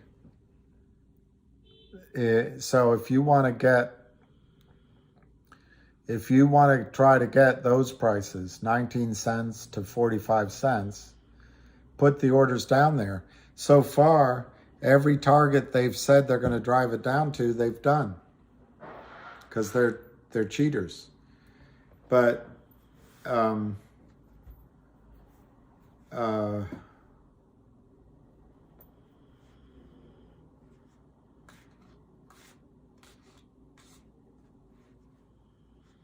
I would say that it's very close to the bottom. I don't think they're going to get it down to 19 cents or 45 cents. But everything they've told me, they've gotten it down to. Julio, I'll try to do a video on GTII tonight, because I've been answering it. I don't want to bore everyone that's already heard of it. But bottom line, the audit is moving ahead at pace. It's supposed to be finished by year end.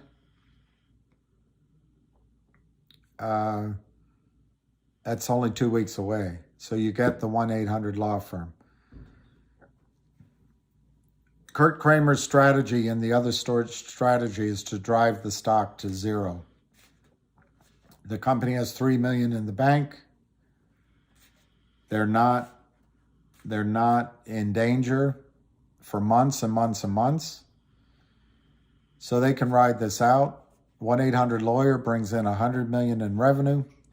If you give that 2x or 3x, you could argue that values the stock at $1 a share. I had a lot of assumptions in that. There's other big news that could happen, from upstream to a coin, a digital coin, to I don't know if it'll happen, but there was a major whale buying into Finger, and he had to announce it. I don't know if that's something like, some sort of large parties buying might be announced. But there's something I focused on today. They did their 10Q. I ran down the entries. It's just history. But they entered into a definitive agreement to buy a lithium mine in Chile. Now, everyone says, well, it hasn't happened, so it's never going to happen. And that's what the shorts say. But what if it did happen? What if it did happen? When is the question? I mean, it's been going on so long. But if something like that came out, GTII fundamentally would be worth dollars per share, not pennies. I think GTII is under massive short attack, as are all the other stocks. Now, to a guy like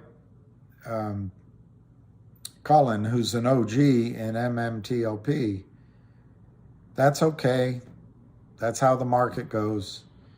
And, you can criticize people that try to make money honestly, But that is counting backwards, That's 1, 2, 3, 4, 5, 6, a little bit of a break, 7, 8, 9, 10, 11, 12, a short snapback, 13, 14, 15, 16. And if you go over the blue line, 17, 18, 19, 20, 21, 22, 23, 24, 25 days with nary an interruption of short attack. It's not long selling. It's all criminal. That's all criminal. Now, do the authorities care about it? No.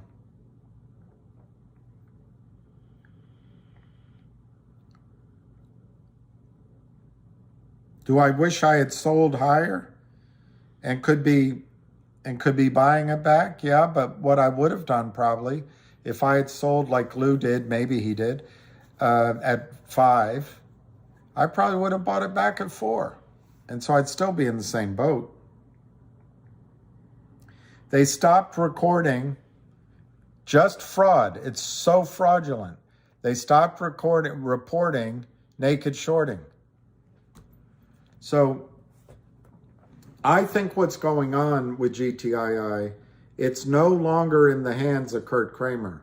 I think there's a prime broker or two like Alpine in trouble.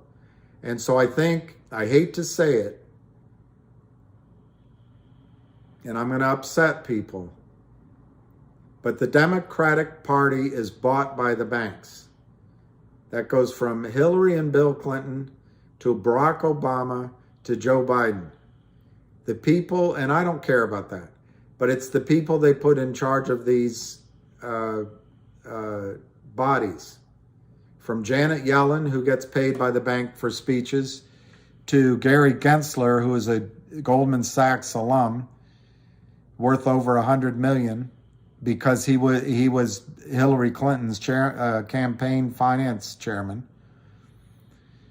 to the people at FINRA who worked for Bill Clinton and Barack Obama. It's all corrupt. And I think what's happening here is they're trying to protect the banks from falling. And you know what their argument is? We're too big to fail. The system will go down. Well, who gives a crap if the system goes down? How does it help us? How does it help us? We get to go to the ATM and pay $6 to take $100 out? The system doesn't help us. We get to borrow money at extraordinary rates on credit cards? That doesn't help us. We get to borrow a mortgage that they manipulate the housing market with and prices come down and we're underwater? That doesn't help us. It's all to help themselves. It's all to help themselves. And before anybody says it, I don't think Donald Trump does it. I don't think he's involved in any of this. But I do believe Robert Cox, George Bush, W. Bush, they were all up to their eyeballs in it too. So it's not a political statement. It's just the facts that the banks buy protection through the government, and the government puts lackeys in that are now helping the banks save themselves. They stripped you of money, and it even happened to you, Cullen, if you really are an OG. They shorted Torchlight, and they put 500 million shares of naked shorts of Torchlight over in Germany. So they hurt you. It's just the most corrupt system. Well, I know we can't seem to be together, but it's, you know,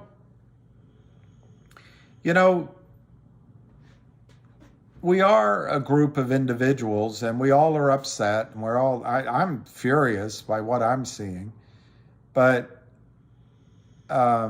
original gangster. All right. Somebody told me that before. I just forgot. All right. Original gangster. Thank you, yo.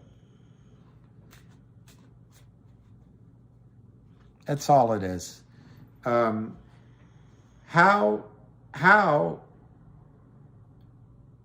for the last 2 days, they don't report the short. But even when they report it, I don't think it's true in GTII. Look what they're reporting. 38%, 38%, 36%. I don't think that's right. And the volume, they skew upwards.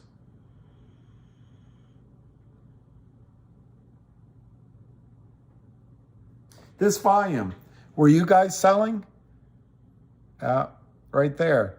3 million, 4 million, 5 million. Were you selling? It's all fake volume.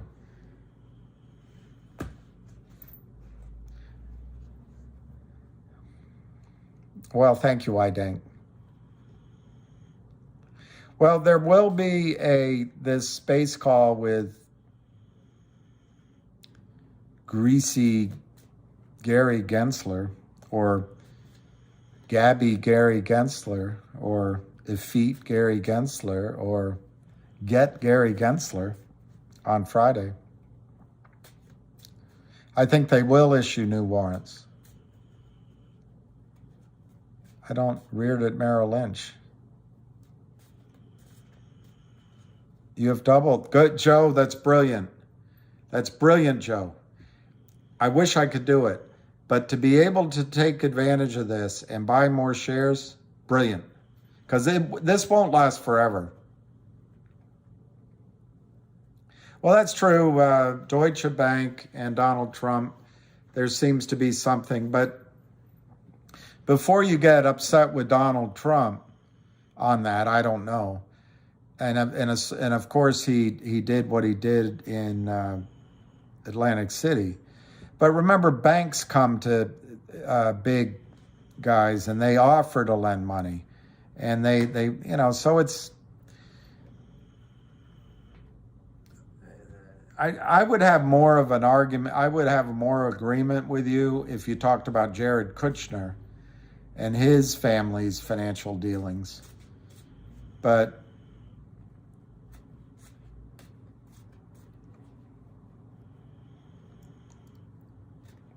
I don't know. I really don't want to get into politics, but according to the Clintons, when they left office, they were broke. They were broke when they went into office. And now they're 100 millionaires plus. Why? Because they're so talented? Jimmy Carter, he didn't do that. And I wasn't a big fan of Ronald Reagan, but in fairness to Ronald Reagan, he didn't enrich himself a little bit, but he didn't really enrich himself. And oddly, although I think he was a terrible president, George W. Bush, he used government, I think, to hide malfeasance with Harkin Energy and Arbusto oil. And way back when, he used his father's connection so he could invest in the Texas Rangers and overnight become wealthy. But I don't think since he left office, George W. Bush is doing anything to really enrich himself. I don't know, I don't know, but you don't read about it.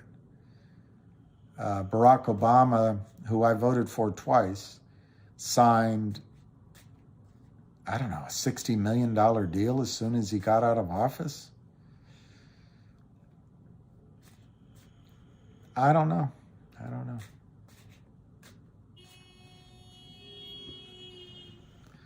That's great, Joe. I wish I could buy, they all enrich. I agree with you, they all enrich. Oh, it was Cheney, yeah. Well, you know what, David Hensley, one reason I might take the deal or, argue a little bit and then take the deal on an MMTLP, I'm going to say I want my money tomorrow, and then I'm going to put it into GTII.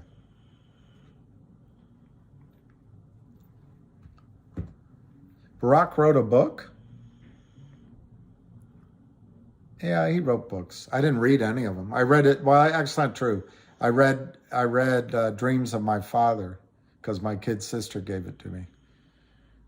I read Elizabeth Warren's book, but I've never read Jill Biden's or Hillary's or Bill's or anything about Reagan. I did read one about Jimmy Carter. And of course, I've read about the Kennedys a lot, FDR.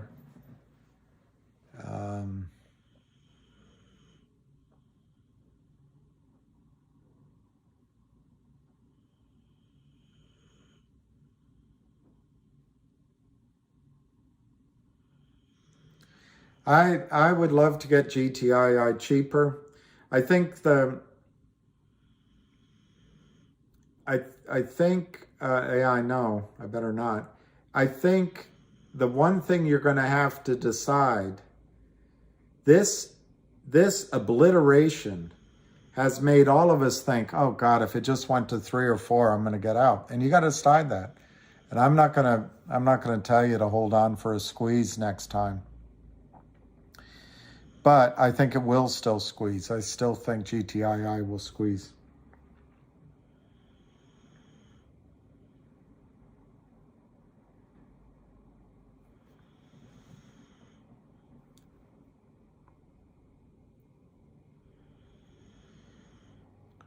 Well, that's right. There'll be a relief bounce.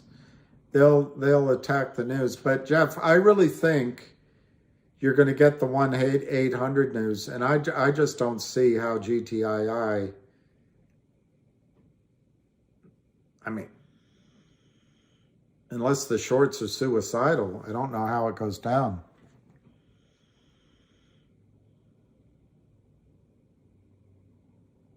There you go, Joe.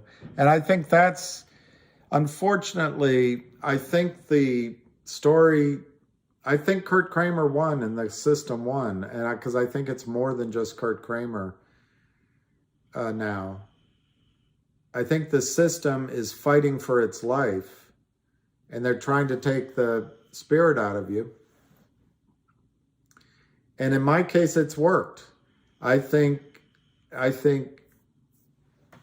I will have a real decision to make if GTII goes back up of saying, well, you know what? I'm not rich, but at least I made something and just go on with my life. I don't want to spend the rest of my life fighting this evil. It's evil. This is evil.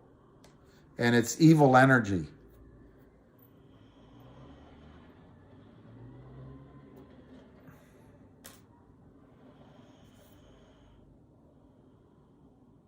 Wow.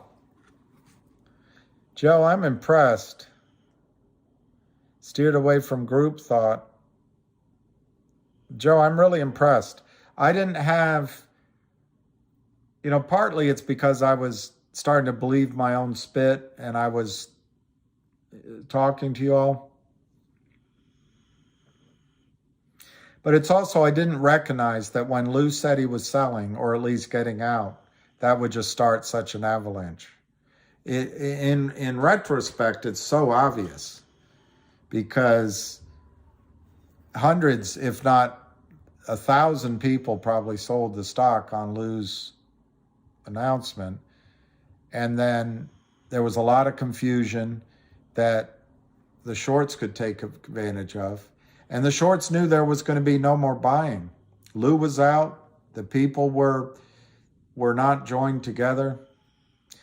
But the fact is there was a lot of buying. There was a lot of whale buying. So I don't want to be too unfair to Lou because I think they were just looking for any opening. If it hadn't been that opening, it would have been a different opening. Yeah, I'm not trying to get into personalities. I'm just trying to use the events. And that was a seismic event. But it wasn't the only one.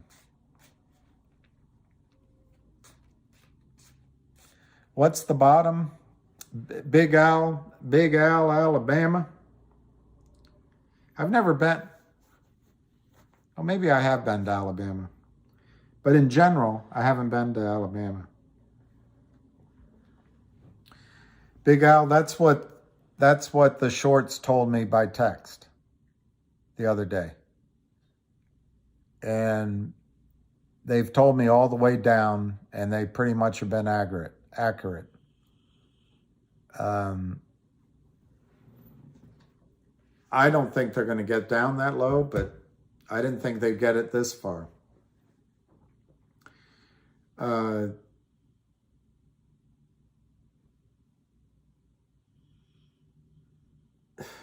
I'm just repeating the same thing over and over again.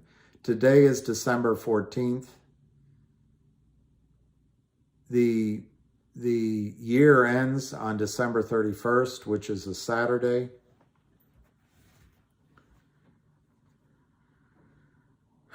I just got to think of different ways of saying this to people. So tomorrow there's 2 trading days in the week.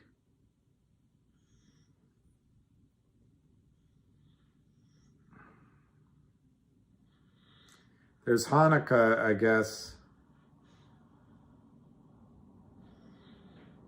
I don't know what. Anyway, I don't know why it looks like there's some sort of holiday on the 19th. I don't know what that is. But anyway, there's 2 days this week left for trading. There's 5 next week, although I don't know what the 19th is.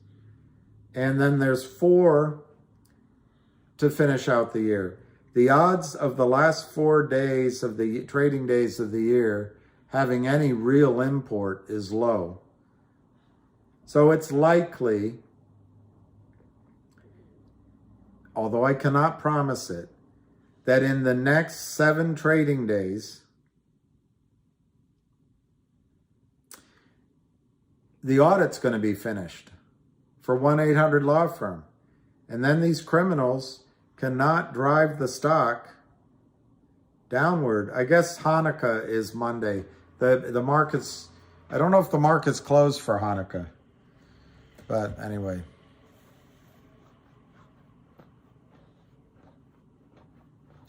Big Al, I'd listen to Joe. He's been trading it correctly.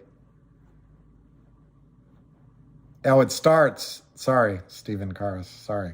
You're right. It starts on the 19th. Sorry about that. I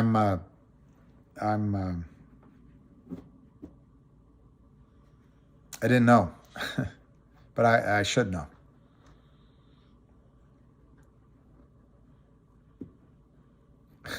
I don't know how you can. Sometimes I get upset. Sometimes I get depressed. Sometimes I get maudlin.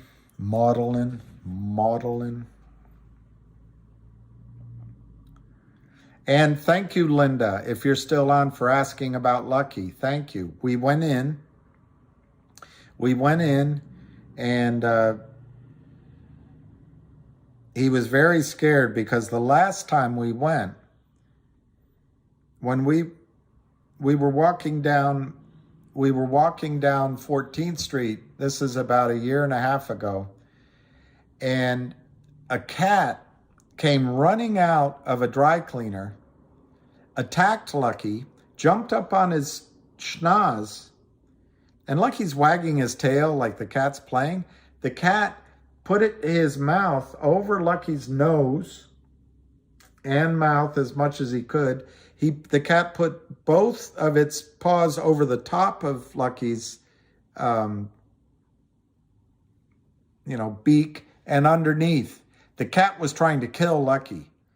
And I was like, wow, what's this? And I fought to get the cat off. I fell, I cracked my head, and I got the cat off. I think I cut the cat. And the cat ran back into the dry cleaner. And I went back. I had to go to the vet. I was bleeding, but the dog was bleeding massively. So he had to go to the vet, and I forgot about it. The vet just told me. So now when Lucky goes, he's shaking. He's shaking at the vet. He's all scared and nervous, and he won't. And I said, what happened last time? He used to always love coming here. It was because they had to stitch him and do something else, and it hurt last time. I went back to that dry cleaner woman, and she said, oh, that cat, I got him off the alley. So it was anyway, I like cats, by the way, but that was, so anyway, we went into the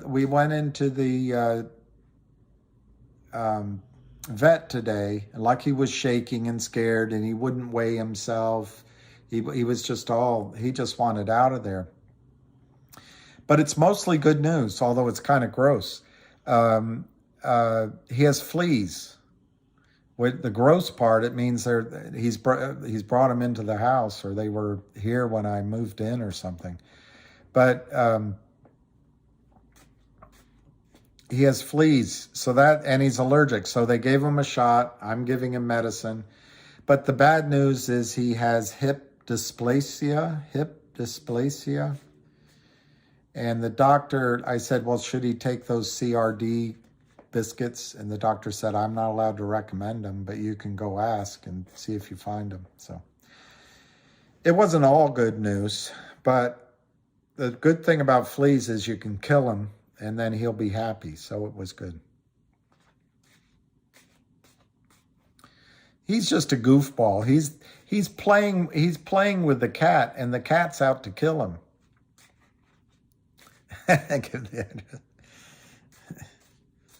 I know he gets stitches. Well, he didn't get stitches today. That was over a year ago, but they gave him a shot today to get rid of the fleas, and then I have to, I don't know. I guess I'll bomb the house, and then I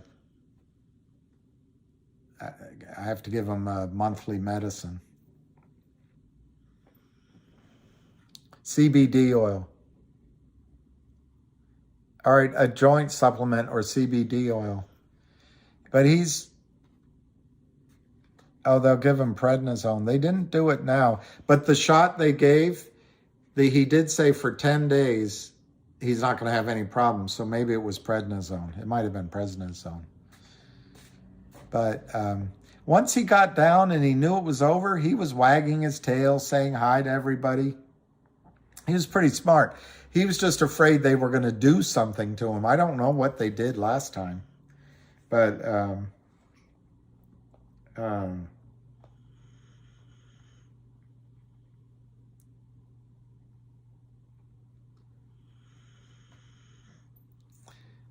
turmeric is a good idea. No, Roddy's. Now, prednisone, I've had to take prednisone, and I always try to take less than I give. The reason I've taken is because I get gout. I don't know, sometimes you notice my hands, well, right now everything's okay. But that joint's a little bit bigger than that joint still. But anyway, I get gout, and sometimes it's so bad, they have to give me prednisone. I don't like taking it. So,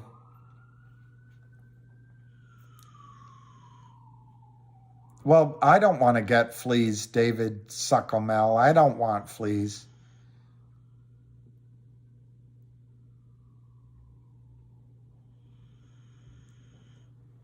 Well, believe it or not, I add turmeric to almost all the time when I'm cooking. I've done that for a few years because it's such a great, but it's not a very Western thing.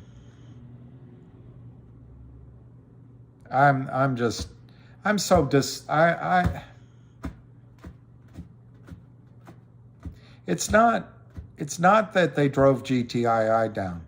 They drove everything down. And it's so criminal. And no one stops it. No one even arrests anybody. Yeah, I know, easy on the steaks. And easy on the beer. I don't drink. And easy on weird things like asparagus. Gout is much more painful than GTII. Gout is like punishment. Well, that's what I think happened, Susan. I think the fleas might have been here because they have carpet, and I think it might have come from that. They want to dishearten us. Two reasons. One, they want us to sell down here. Maybe 3 reasons. Secondly, they don't want us to buy. But the third reason, when it goes up, they don't want us to hold on anymore.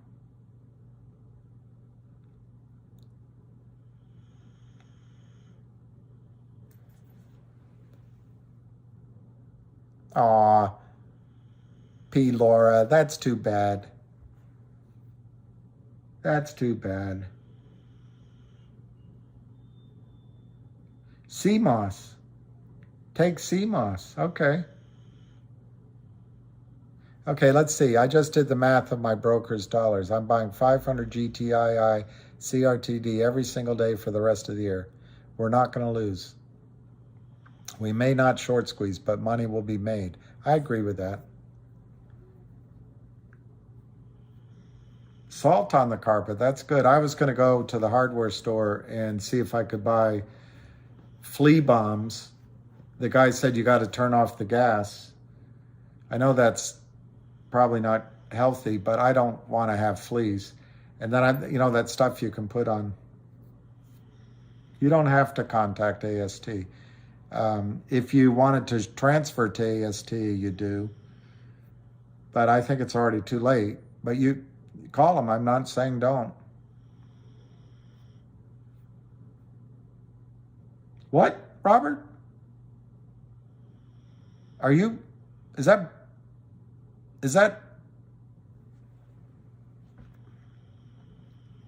No. I want to ask you something. 4 years ago, when you were working as a nurse, are you aware that these doctors, Marks and Towler, based their treatment of MK on this admitting form, which you signed? That oath is your initial KC. When you signed this form, you took an oath no less important than that which you've taken today. Isn't that right? Isn't that right? Yes. Then which is correct? You swore today that the patient ate 1 hour before admittance. Years ago, you swore that she ate 9 hours before admittance. All right, which is the lie? You know that these men could have said how they wanted it now. They wanted to clear their names. And you would come here and on a slip of memory 4 years ago, you would ruin their lives. They lied. They lied? They lied. When did they lie? Do you know what a lie is? I do, yes. You swore on this form that the patient ate 9 hours. It's not what I wrote. You just told me that you signed it. I signed it, yes. But I didn't write a 9. I wrote a 1. You didn't write a 9. You wrote 1. And how is it that you two members believed for years? Because I kept a copy. I have it right here. Objection. It doesn't have the part I wanted you to see. What would induce you to keep an obscure document? Let me look that up. I'm going to try to do it. I got to walk the doggy. And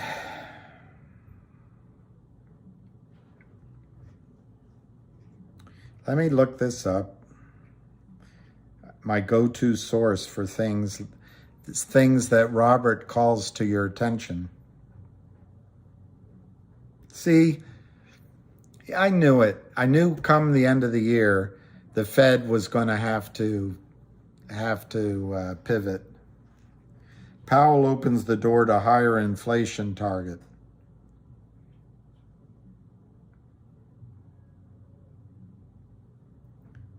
I don't see that AIG filed. Uh-oh, we're going to get snow.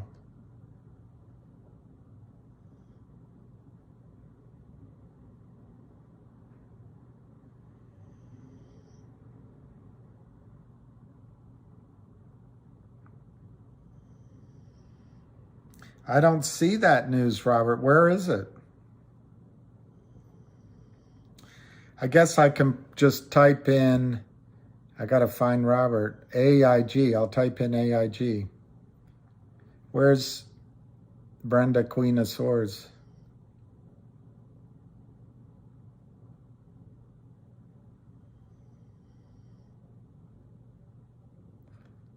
The suicide rate is up. Is that a suggestion, Brenda? Do you know in Canada, they actually recommend to people, why don't you kill yourself?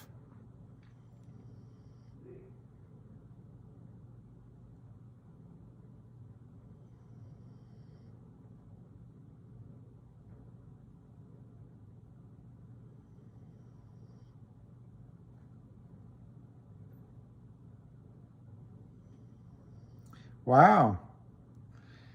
Robert, you're right.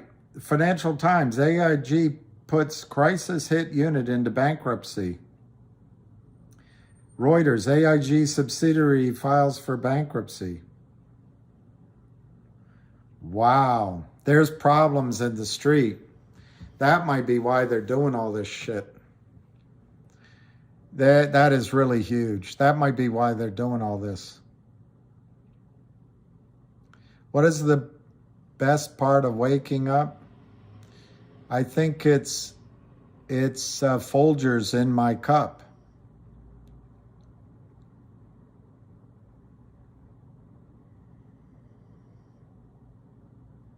I think lately, my best part of waking up, I don't wake up with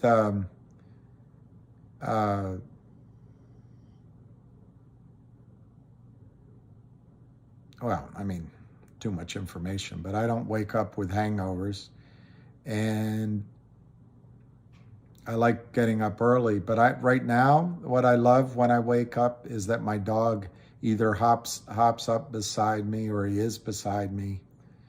I think his head cocked looking at me is my best part of waking up.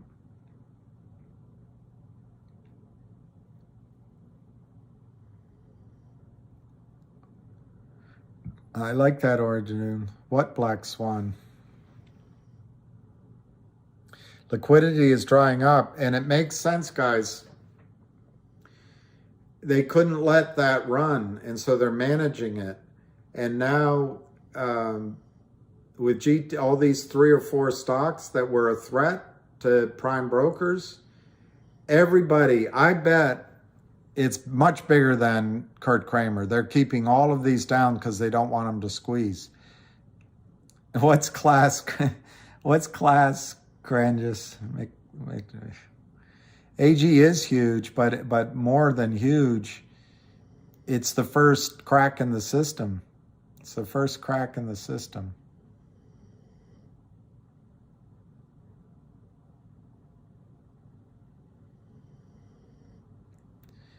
Assisted suicide is illegal, but in Canada, there's something like 10,000 of them. You don't want to live in Canada if you're my age. I like your Sun Tzu.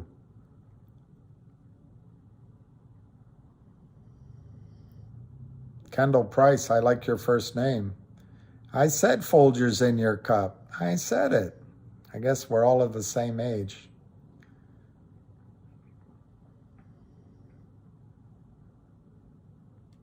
Well, with that happening, I would temper that you're going to get a lot of money offered to you, because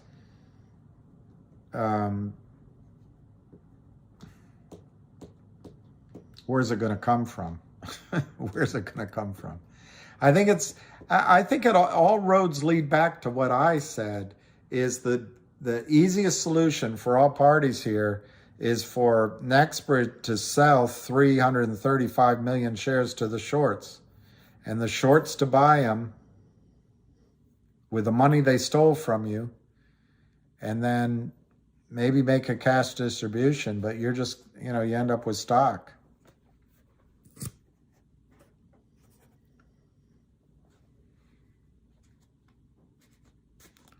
What about reverse repo?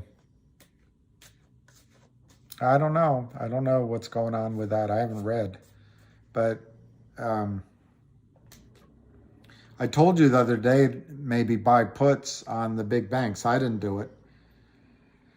But if AIG is declaring bankruptcy, it'll have ripple effects. It's it's at least an insurer, if not a reinsurer. And it was one of the big ones that got in trouble last time.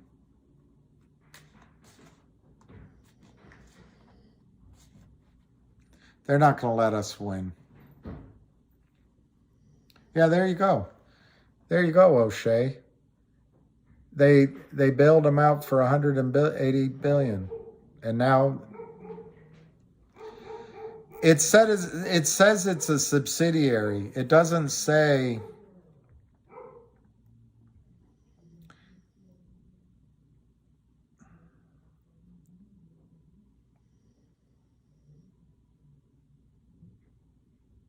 I got to find here, Yahoo Finance.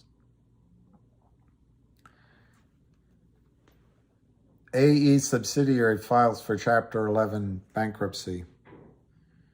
American International Group, Inc. said on Wednesday its subsidiary, AIG Financial Products, had filed for Chapter 11 bankruptcy. The filing concludes a process that has been ongoing. Oh, it concludes a process that's been ongoing since 2008. Adding it will not have a material impact on its balance sheet. So it's a non-event. It's a non-event.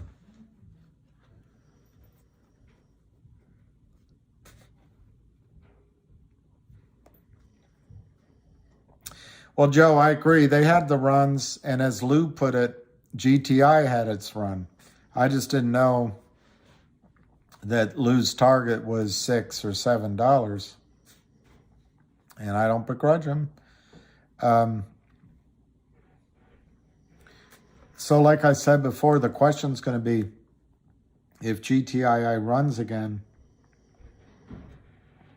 do you hold on for the squeeze, or do you just take advantage of the liquidity and move on to something else? And at this moment, I don't know the answer. Personally, I think it's going to squeeze again. But the behavior of the regulatory bodies is quite alarming. Yeah, 2 to 500. We'd be lucky. AMC 11 to 12 bucks. 2 to 500. They didn't want that to happen again. I wish I had listened to Lou and gotten out of GTII. Short run. Don't miss. Let me just be clear when I say things like that. I never intended to be a trader in GTII until it ran. So obviously as a trader, the play was to get out.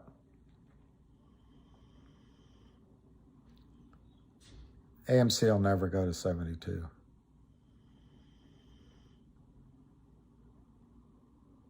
$0.22 difference. Somebody asked me something. Oh, your price. I think you asked me, what does it mean? What does it mean, 189 and 169 or something like that? It doesn't mean anything. I don't know where they get the price from. The only prices that are relevant, what you paid for it, and then what you sell it for. They do not have a market in it anymore. And I think FINRA on its website says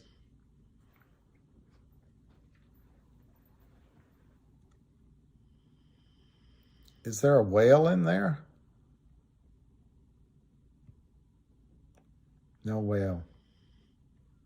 Sometimes, you guys, one of the smartest contributors is Skinny Whale. I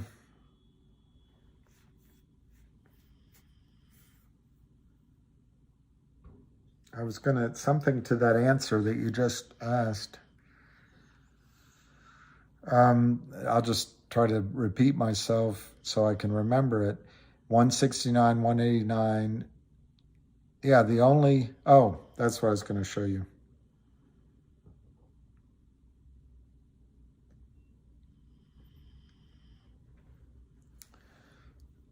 This is FINRA's drivel. This is just drivel. A vibrant market is at its best when it works for everyone. FINRA provides confidence to participate by safeguarding market integrity. It's all drivel.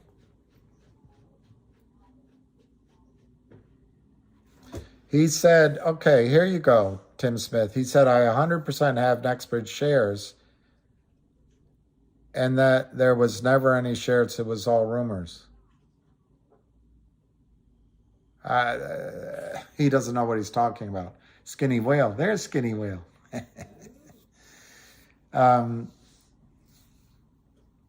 What did I say? I didn't say Skinny whale. Ask him, Tim, how he knows that they didn't just give you counterfeit shares or an IOU. Because Tim. And I'm too tired to look it up. But on Twitter, from senior people, they have said that the transfer agent has already received 165,500,000 shares. The entire amount of shares outstanding have already been requested by individuals like you and me, filled out the form, take it out of the brokerage system and put it at the transfer agent. So AST is already filled up with 165 million shares, Tim. So it means everything in all of our accounts are counterfeit. So Tim, I don't think whoever you spoke with, respectfully, I don't think they knew what they were talking about. Well, that's the moral of the story, Joe, but I agree with you. But what's so devastating, and that's why I think it's a coordinated attack, they've shorted every single stock that all of you all, we all are in. All of them. No, Fidelity won't give you... Look, I'm going to tell you what, I wish, maybe I can find it. I'll tell you what, maybe I can find it. I can go on here and go MMTLP AST and search.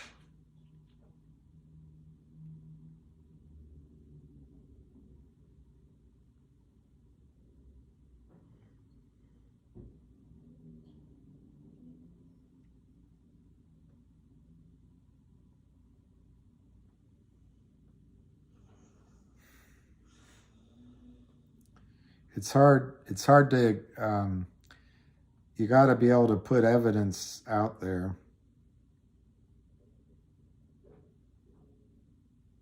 Okay, here's an example. It's not the proof I was looking for, but it says what I'm trying to say.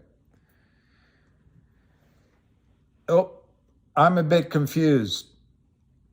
The S1, brokerage have issued placeholder QSIPs. 165,000 NextBridge are registered with AST. What are we receiving if not electronic? That's all you got is electronic shares. They're just IOUs. Crap.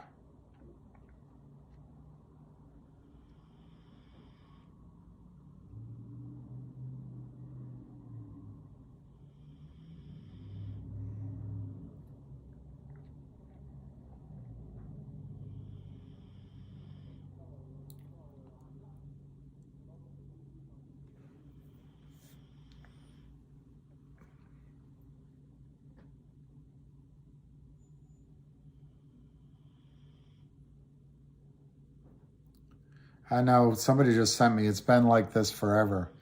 For me, it's been 3 years, so.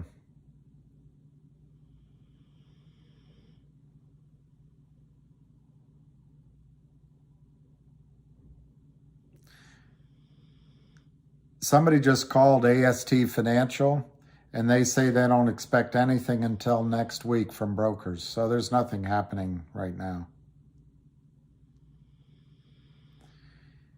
This is the placeholder QSIP to be transferred to AST. It's just a placeholder. It's just to fit it in their computers.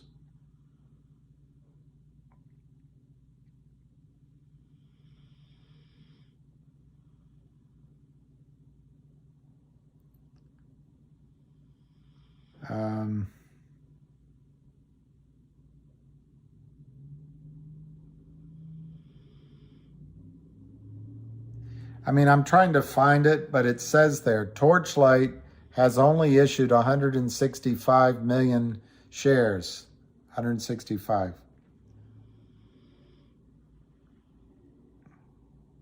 I just want to give you from an authoritative source that AST already has registered in individuals' names rather than in street name 165 million shares, so that everything you have in street name is counterfeit.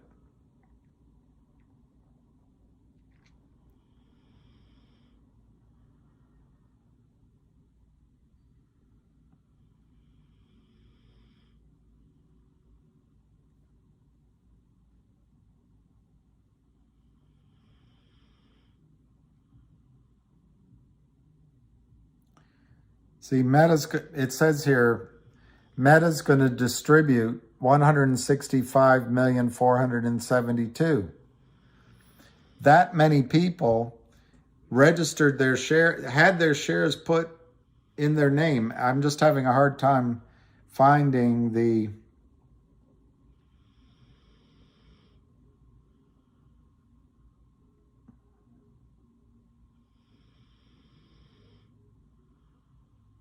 okay, I just got off with them. You should have gotten your NB shares yesterday.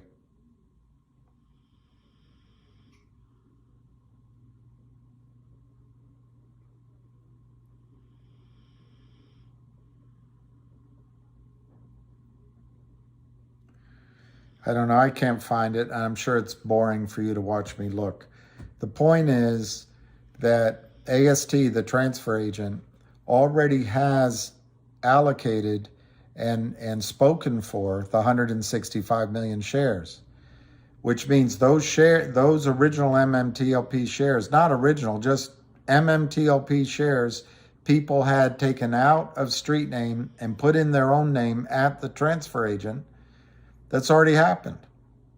So everything in our accounts is fake.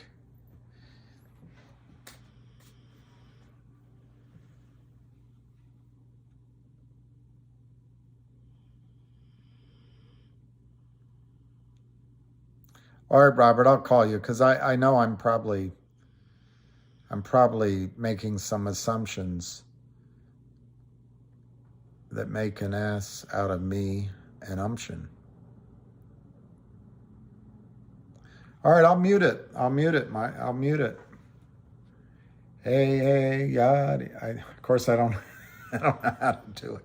Hang on.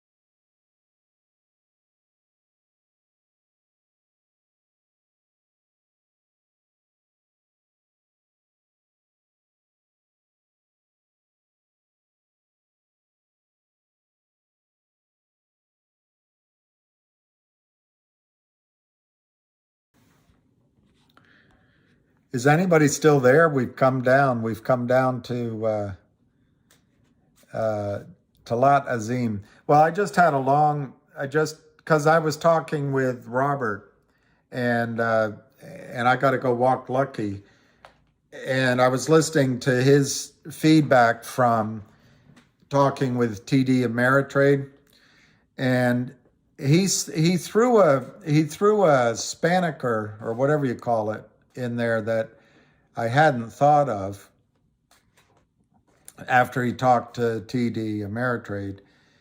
And it might be that they don't need to buy all of our shares. They might not have to get it right down to perfect zero. So he was explaining that we need to not be greedy. His recommendation is, Robert's, is if they call you, ask for what you want. But he said, don't let them get off the phone. That's his opinion. Don't let them get off the phone. And as I was listening to him, I do want to say, we have to, what we're going to lose here is we're not going to be able to see how the market trades. We're not going to be able to see volume or when to sell or prices. So we're operating in the dark. They have all the advantages. So we don't want to be greedy. There's always other plays. Anyway, that was a lot of the conversation. He doesn't want to go into the oil company because he's a financial, he does a lot of trading. The one positive that came out of it, he senses, is this isn't going to take very long. What was on Twitter today is that AST is not delivering the shares. I guess it's AST or DT or the DTC. I have to go back and look at it for several days. But according to Robert, as soon as that happens, he expects a really rapid resolution to this whole situation. I'm probably going to have to do another video. I might not do it tonight because it looks like my scenario is not going to happen. He believes it'll be the gray market, and I'm tending to agree with him. So, but no one knows. No one knows right now. No one knows.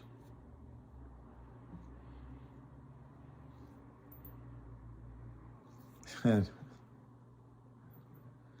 know, yikes. I have to go. Hey, Bill, Julian. I might have to, I'll check to see if there's any questions. But I have to go walk the dog and yeah, I think it's going to go on the gray market. Hey, Jennifer, don't go. Why don't you stay just a little bit longer? Another video with no sound. Did I put one up with no sound? All right, let me look at my Twitter DMs. I just found it. I just, under the pressure from you guys, figured out how to do it. Not that it was, in the end of the day, that hard.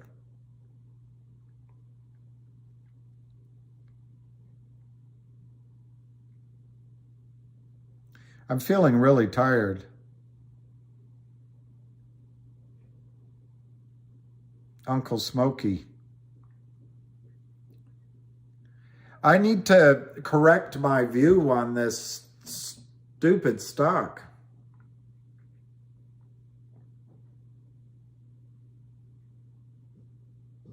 The disadvantage of a gray market, the disadvantage of the gray market is you do not know, well, you don't know how high they're willing to go.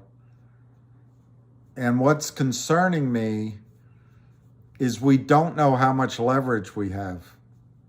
I've been convinced that we have a lot of leverage. But talking to Robert, I'm not sure. I got to think that through. I will revise it. I will revise it. What I mean by not being greedy is in anything in life. But if you ask for 1,000 and they say, no way, we're not doing it. The best we can go is this. And no, I want 1,000. Look, we're not taking it. Well, maybe you have to lower it a bit. I don't know.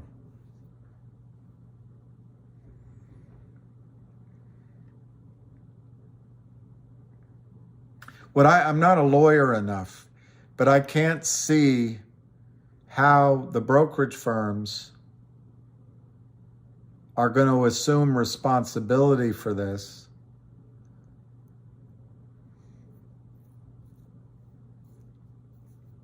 Anyway, I have to think it through. Yeah, don't threaten. Yeah, that's right. I think here's what I'm worried about after getting off the phone.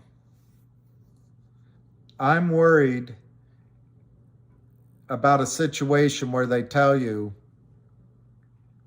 hey, you're not going to go into the new company. That's what I'm worried about. My scenario was predicated on the idea that Nextbridge needs some money. But what if, and I'm saying this, he didn't, but what if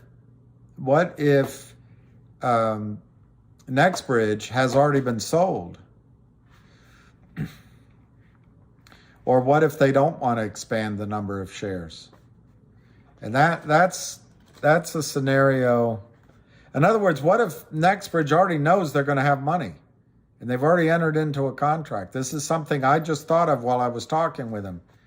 That means they don't want to issue. Maybe those extra shares are already spoken for by contract.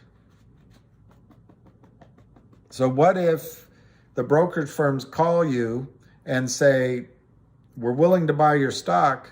I don't like the price. I'm going to go into the oil company. And they say, well, you're not going to be able to. I got to think that through. I really don't know the answer to that. And yes, Jay Gilbert, only 165 and they're already in AST. And that's right. Diluting shares means diluting the big boys. So what's their motive? Now I'm talking crazy.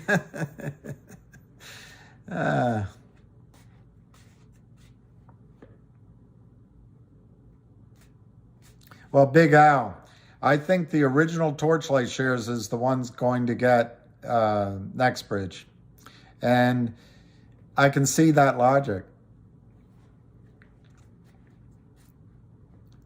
I also can see where the company is going to allow everybody to get in.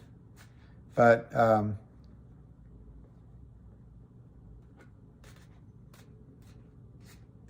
they're not necessarily an AST. 10,000 plus a Lambno and some gel for... Yeah, that's a good point. They might not actually be in.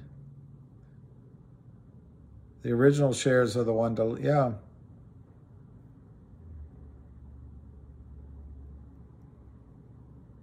Well, that's true. That's true, Quantum Star, but who's going to pay those higher prices? And who has the incentive to pay those higher prices?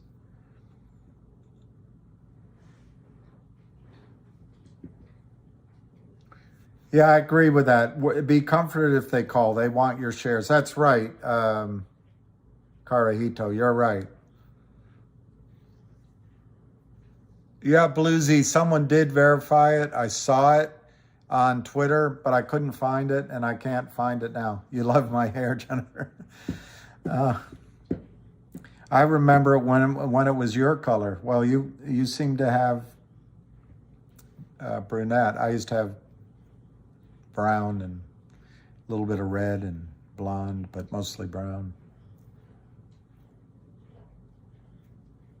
The shares will either be Torchlight or Nextbridge. It doesn't sound like any price negotiation. Yeah, I'm a little...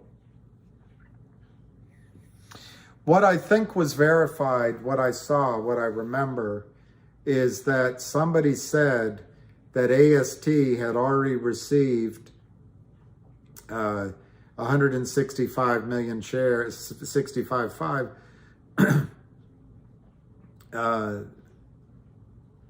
out of street name and into individuals' names, registered.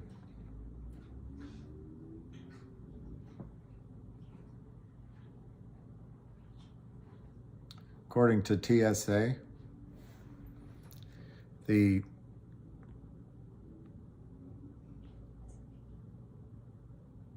okay, just got off the phone with TD Ameritrade. They said MBH will create more shares to accommodate the outstanding shares.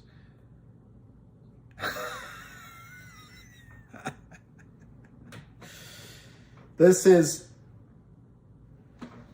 what you call a cluster.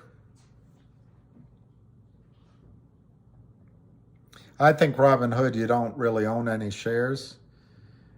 You just own what Robinhood creates. I think Robinhood will look out for you, but it might be cash. But I don't trade at Robinhood. Yeah, Talid Azim. Fuster cluck. It's a fuster cluck. Yes, it's a fuster cluck. Situation normal. All free, all in free EO. He speaks. I don't know, guys. Every stock, and it's all computerized. It's all computerized. The whole thing is fraud. The cat zone. Well, they could be a buyer. So you're saying you might have a chance. I don't know the answers, and what I'm realizing, I just talked to him. I think a lot of what I've said in my videos is almost indefensible, because it doesn't look like my scenarios might work out. Well, you know where we could have won, but we couldn't have all done it. We're riding on a tiger, and you got to get off before you get swallowed.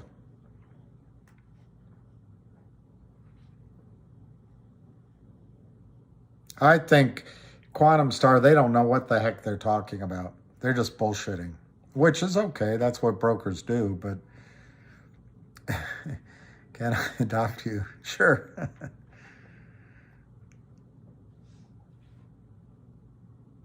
What? I'm so fake, I have to agree with everything now. William, I'm so fake, I have to agree with everything now. How am I? Are you saying that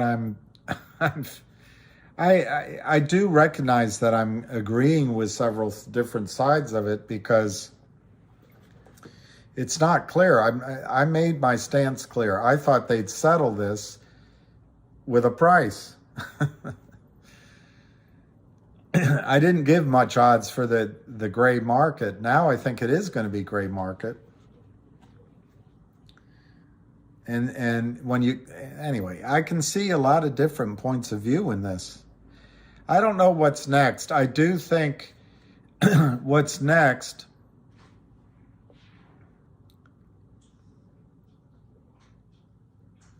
I do think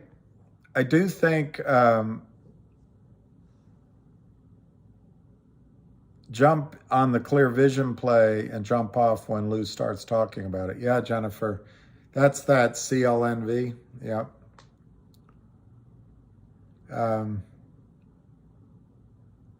Okay, Big Al. This matches up. He says 2 weeks. I agree with you. Let's just see. I'll put that back up, what he said.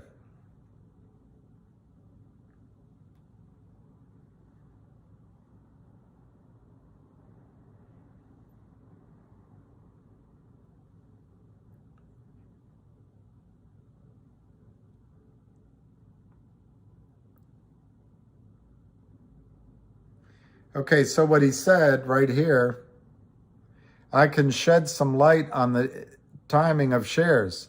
AST will issue the shares tonight. That's the transfer agent, including to the DTCC for street name. So everyone that registered their name with AST will get their shares. The rest, it all goes to street name. DTCC sends back the broker-dealers' names and allotments. BDs get notified of their allotment, and then balancing needs to take place. IOUs, naked shorts. Up to 2 weeks per the S1. I wonder why the S1 is relevant.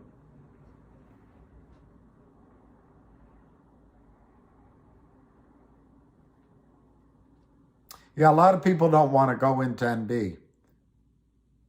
Balancing of needs takes place.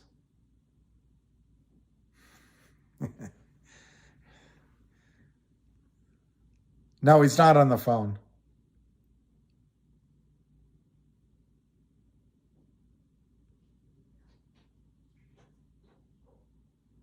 The entire story, we talked about a lot of things, and I listened. I didn't write. Let me see if I wrote anything down. I stopped writing down.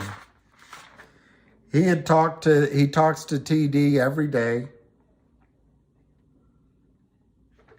The CUSIP being used is still MMTLP, according to TD Ameritrade.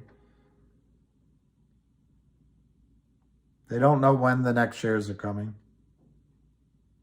Apparently, they said Meta had not given permission to let the shares transfer out from AST. Well, John said differently.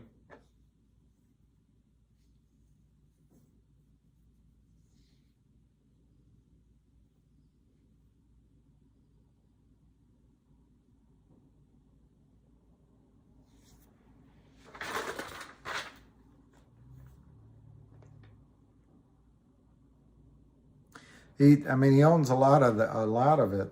So I just talked to one of you all. He asked to talk to me, and and so I did, and I have to process it, see if I learned anything. What's clear to me is it's quite possible my scenario is not going to happen. And they're going to call you in the gray market.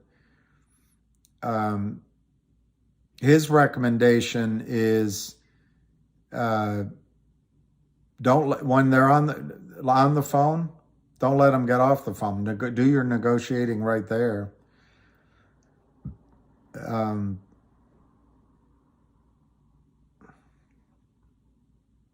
Because financial types, they're not going to. They just move down the line. He seemed to feel they don't have to clean up the numbers 100%, just like a majority.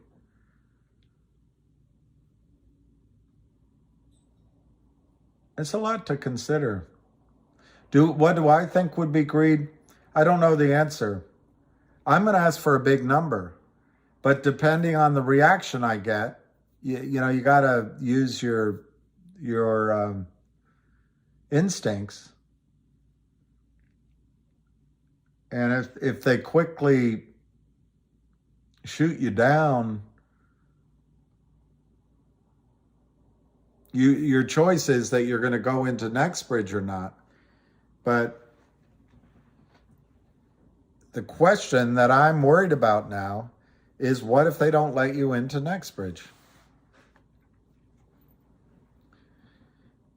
It's all right. I don't think I had notifications. When might these calls start? That was the good news.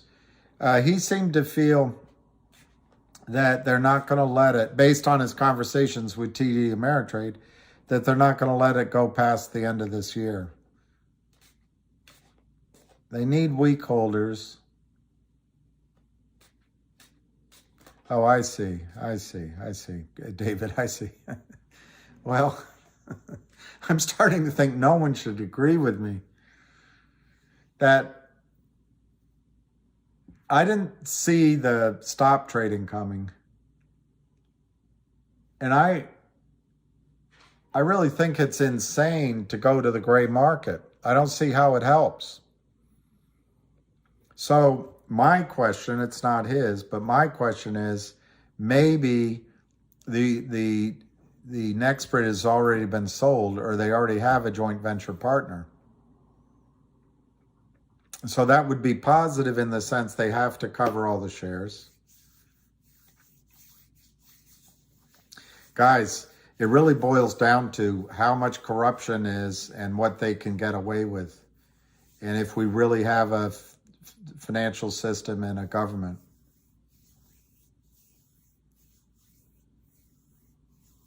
Oh, that's great. At 51 cents, I think that's great. It cannot go into the gray markets. All right. Ask for the moon and take the stars. 956, I think that's great. And I'm so tired. I got to do a video on, well, COSM, I'm always wrong on it, but the fact is they've got some potential news apparently, you know, maybe some kind of merger or something. And the CEO has made some steps that kind of locks him up for 6 months. So that's a positive. But the technical chart didn't look very good. And I guess people are saying it can go to 20 or 10. I think it's the kind of stock that can go to 120 or 3. And I don't know if you should be in it for the higher numbers. I just don't know. I feel a little star-crossed on that. But GTII can go up 3 or 4 or 5 times very quickly too.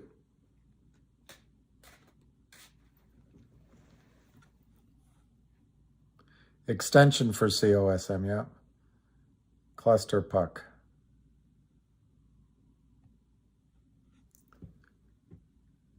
What if they don't get into NB and you don't agree with their price? There you go, Ken. If you don't agree to their price and you can't get into Nextbridge, where do you turn? And I've always said what bothers me, by driving the price down to 290, that's where they're going to start. It's criminal, but that's where they're going to start. The closing price was 290.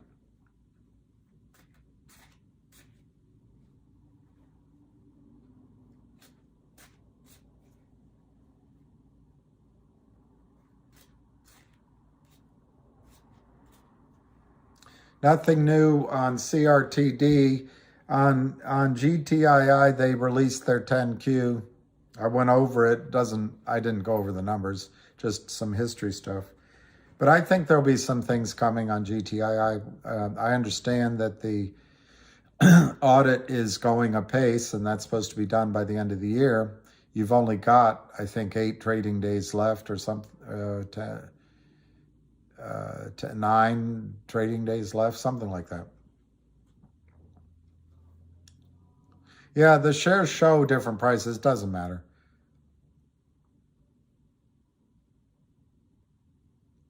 Yes, Max. I mean, mine were taken out. It shows 0. You don't have to buy GTII. You don't have to. You don't have to. It could go lower. Right now, as low as fight for right now, GTII can go down 50 cents. That's the most it can go down. The most it can go up in a trade, not in a squeeze, yeah, go to $5.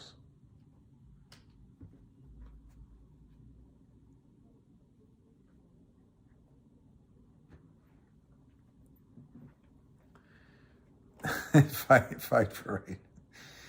I don't know if I said anything. I'm so tired. Let me see my direct messages.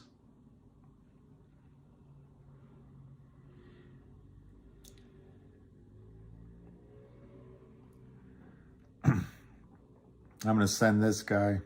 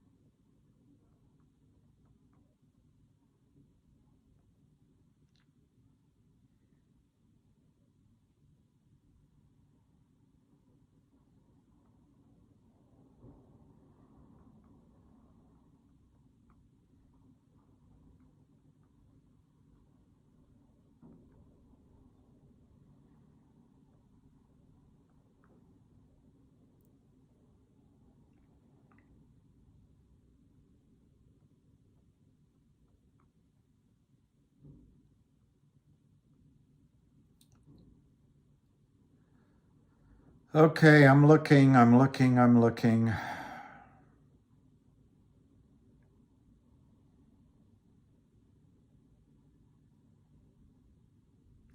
right, I'm going to take care of these direct messages, I think, later. Well, stop censorship. I don't think anything stops that. What I'm suddenly, as one angle that I'm worried about now, is what if NextBridge is already sold? That means those shares aren't available. Obviously, they can take a shareholder vote. Look, we're just coming up with a lot of hypotheticals.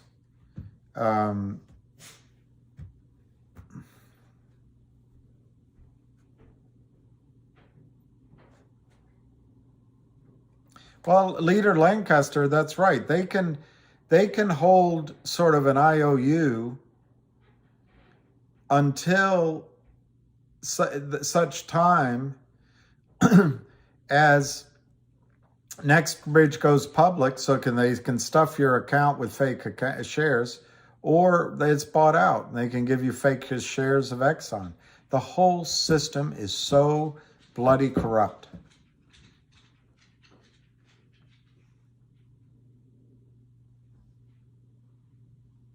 Yes, exactly, Lion of all trades.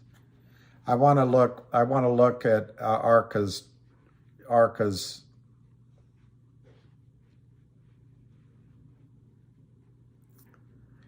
Why no call? Ham's having a call at 9 a.m. tomorrow. 9 a.m. tomorrow. What happened to the money? Was it transferred to NextBridge? What happened to the money? No, it's just like in all of the situations that the short, and I'm not upset, I'm just upset with the shorts. They sell you counterfeit shares, you pay the money, good money, they give you toilet paper, and right now they're caught out. Normally you wouldn't know about it. But what happened to them, it's a great question. It's the single biggest question in all of this. We put up the money. What do we have? Nothing. How are they able to make you pay and you have a settlement and all you have is a fake promise to pay?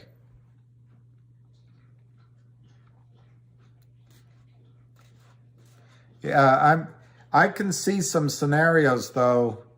I'm starting to worry about a couple situations. I want to talk to a couple of these guys where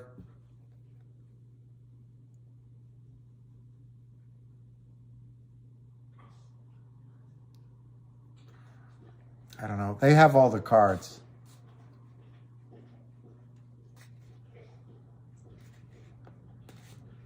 I think GTII shorts are in a lot of trouble. I really think the street is, or somebody's organizing that short right now. But I think GTII can snap back of oil and gas. Yeah, you get the oil. I think the oil and gas has value. Question is, to me, Big Al, you know, the original agreement was you got one share for one share. This one share represented 101 over 165 million. Now you might get your one share might represent just a third of that. That's not bad necessarily, but it's dilution, and do the original guys want to be diluted?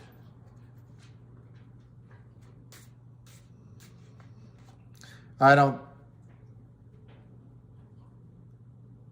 Well, that's an interesting. I wonder what the lawsuit filed by the SEC against 8 social media influencers were pumping and dumping ML will have on this situation. So Nathan, I don't know. I didn't know about that.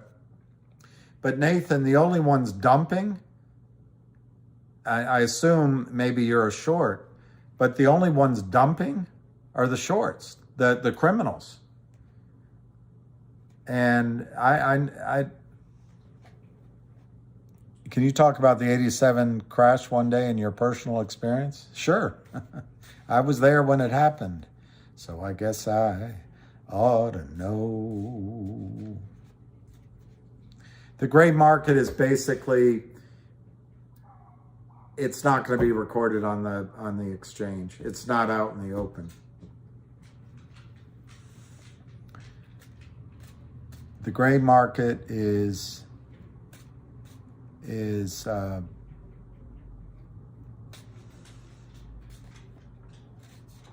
informal.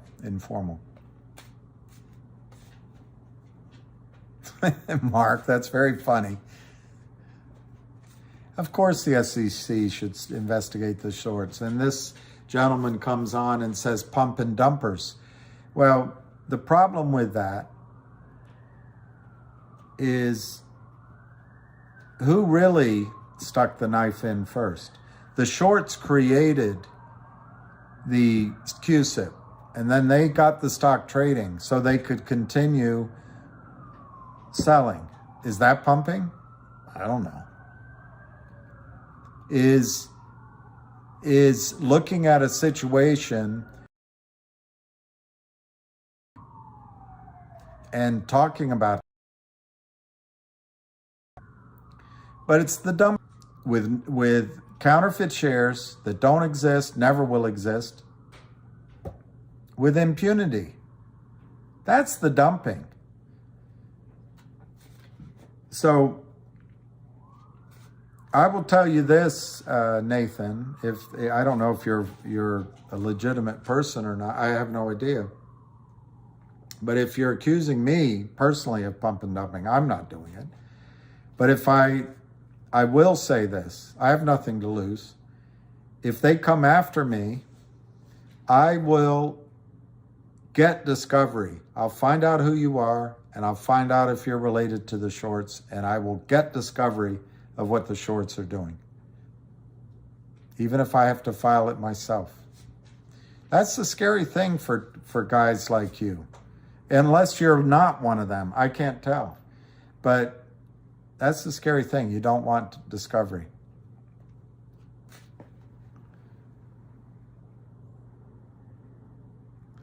Well, I will do it if it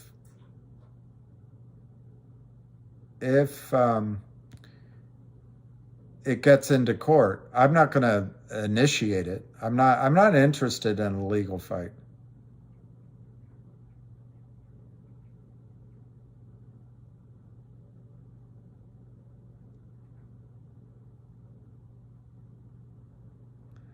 Oh, Lordy.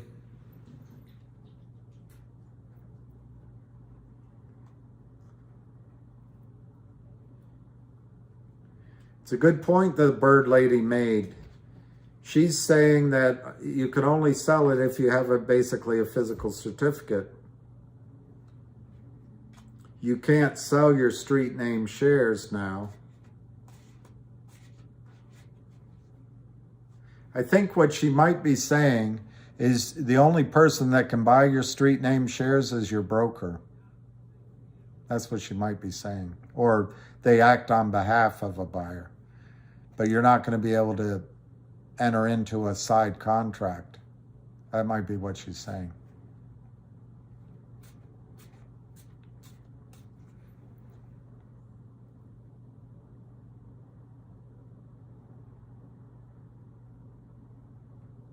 Yeah, I believe you. Yeah. Nobody knows. You know what? Bottom line, nobody knows the full situation.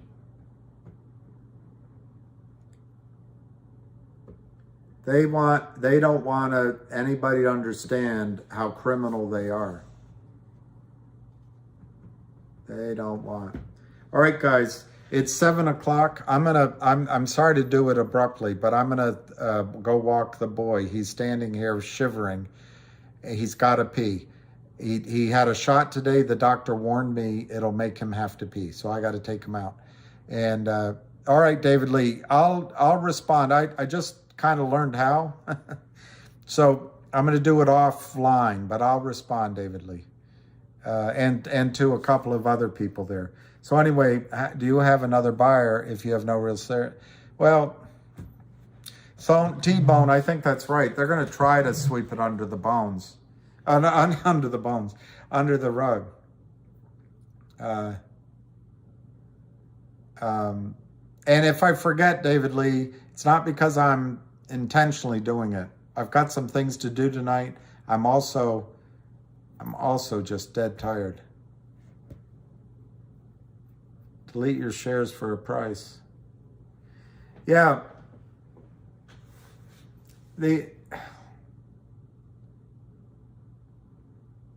I'm just not a lawyer.